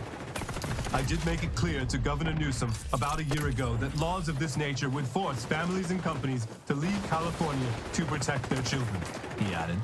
In 2022, People magazine reported Elon Musk's then 18-year-old daughter was granted permission to legally change her name and gender. She shed the Musk family name and took the maiden name of her mother, Justine Wilson, instead. Yeah, and that's where this all comes from. It definitely is. And for this child of his, imagine telling your father, Elon Musk. It might be nicer to tell a trusted authority figure instead of your absolute nutjob dad. Take all the zones. Again, getting back to why this exists, even though it's a very dumb reason for him to move the companies, he was just waiting for any reason. Yeah. This was just the one that happened at the time that he was going to announce it anyway, after the Donald Trump stuff. But like, guys, there's a lot of really abusive parents out there, physically abusive parents. Yeah, there's a lot of parents that if you don't like kids getting hurt, you wouldn't want that parent to find out their kid is asking questions about their gender. Yeah. It's simple as that. But as far as leaving, bye-bye. Bye-bye. Bye, bitch. I think we'll be fine. But yeah, Musk is going full mask-off MAGA. It's not that surprising if you've been paying attention. Not at all. But it does represent a larger trend. I mean, there's a bunch of other big tech and venture capital names giving money to that super PAC. And this week... the Winklevoss twins are in there. Their entire... They just want to win for once. Yeah. This week, Mark Andreessen and Ben Horowitz also came out as voting for Trump this year. So given J.D. Vance's previous work in tech with the likes of Peter Thiel, there's a good chance Trump's VP decision was influenced by the money and support he's receiving from Silicon Valley. Which is, of course, hilarious because all Trump had to do was pick someone slightly normal that could appeal to moderate conservatives. And instead, he picked a guy whose views on stuff like abortion and same-sex marriage are extreme even by Republican standards. Just this week, it was reported that as a congressman, he tried to get the law changed so police can have access to people's medical records so they can hunt down people who cross state lines to seek abortions in states where it is legal. Yeah, he also fully wants a nationwide abortion ban. Yes. Not just leave it up to the states. He wants it banned nationwide.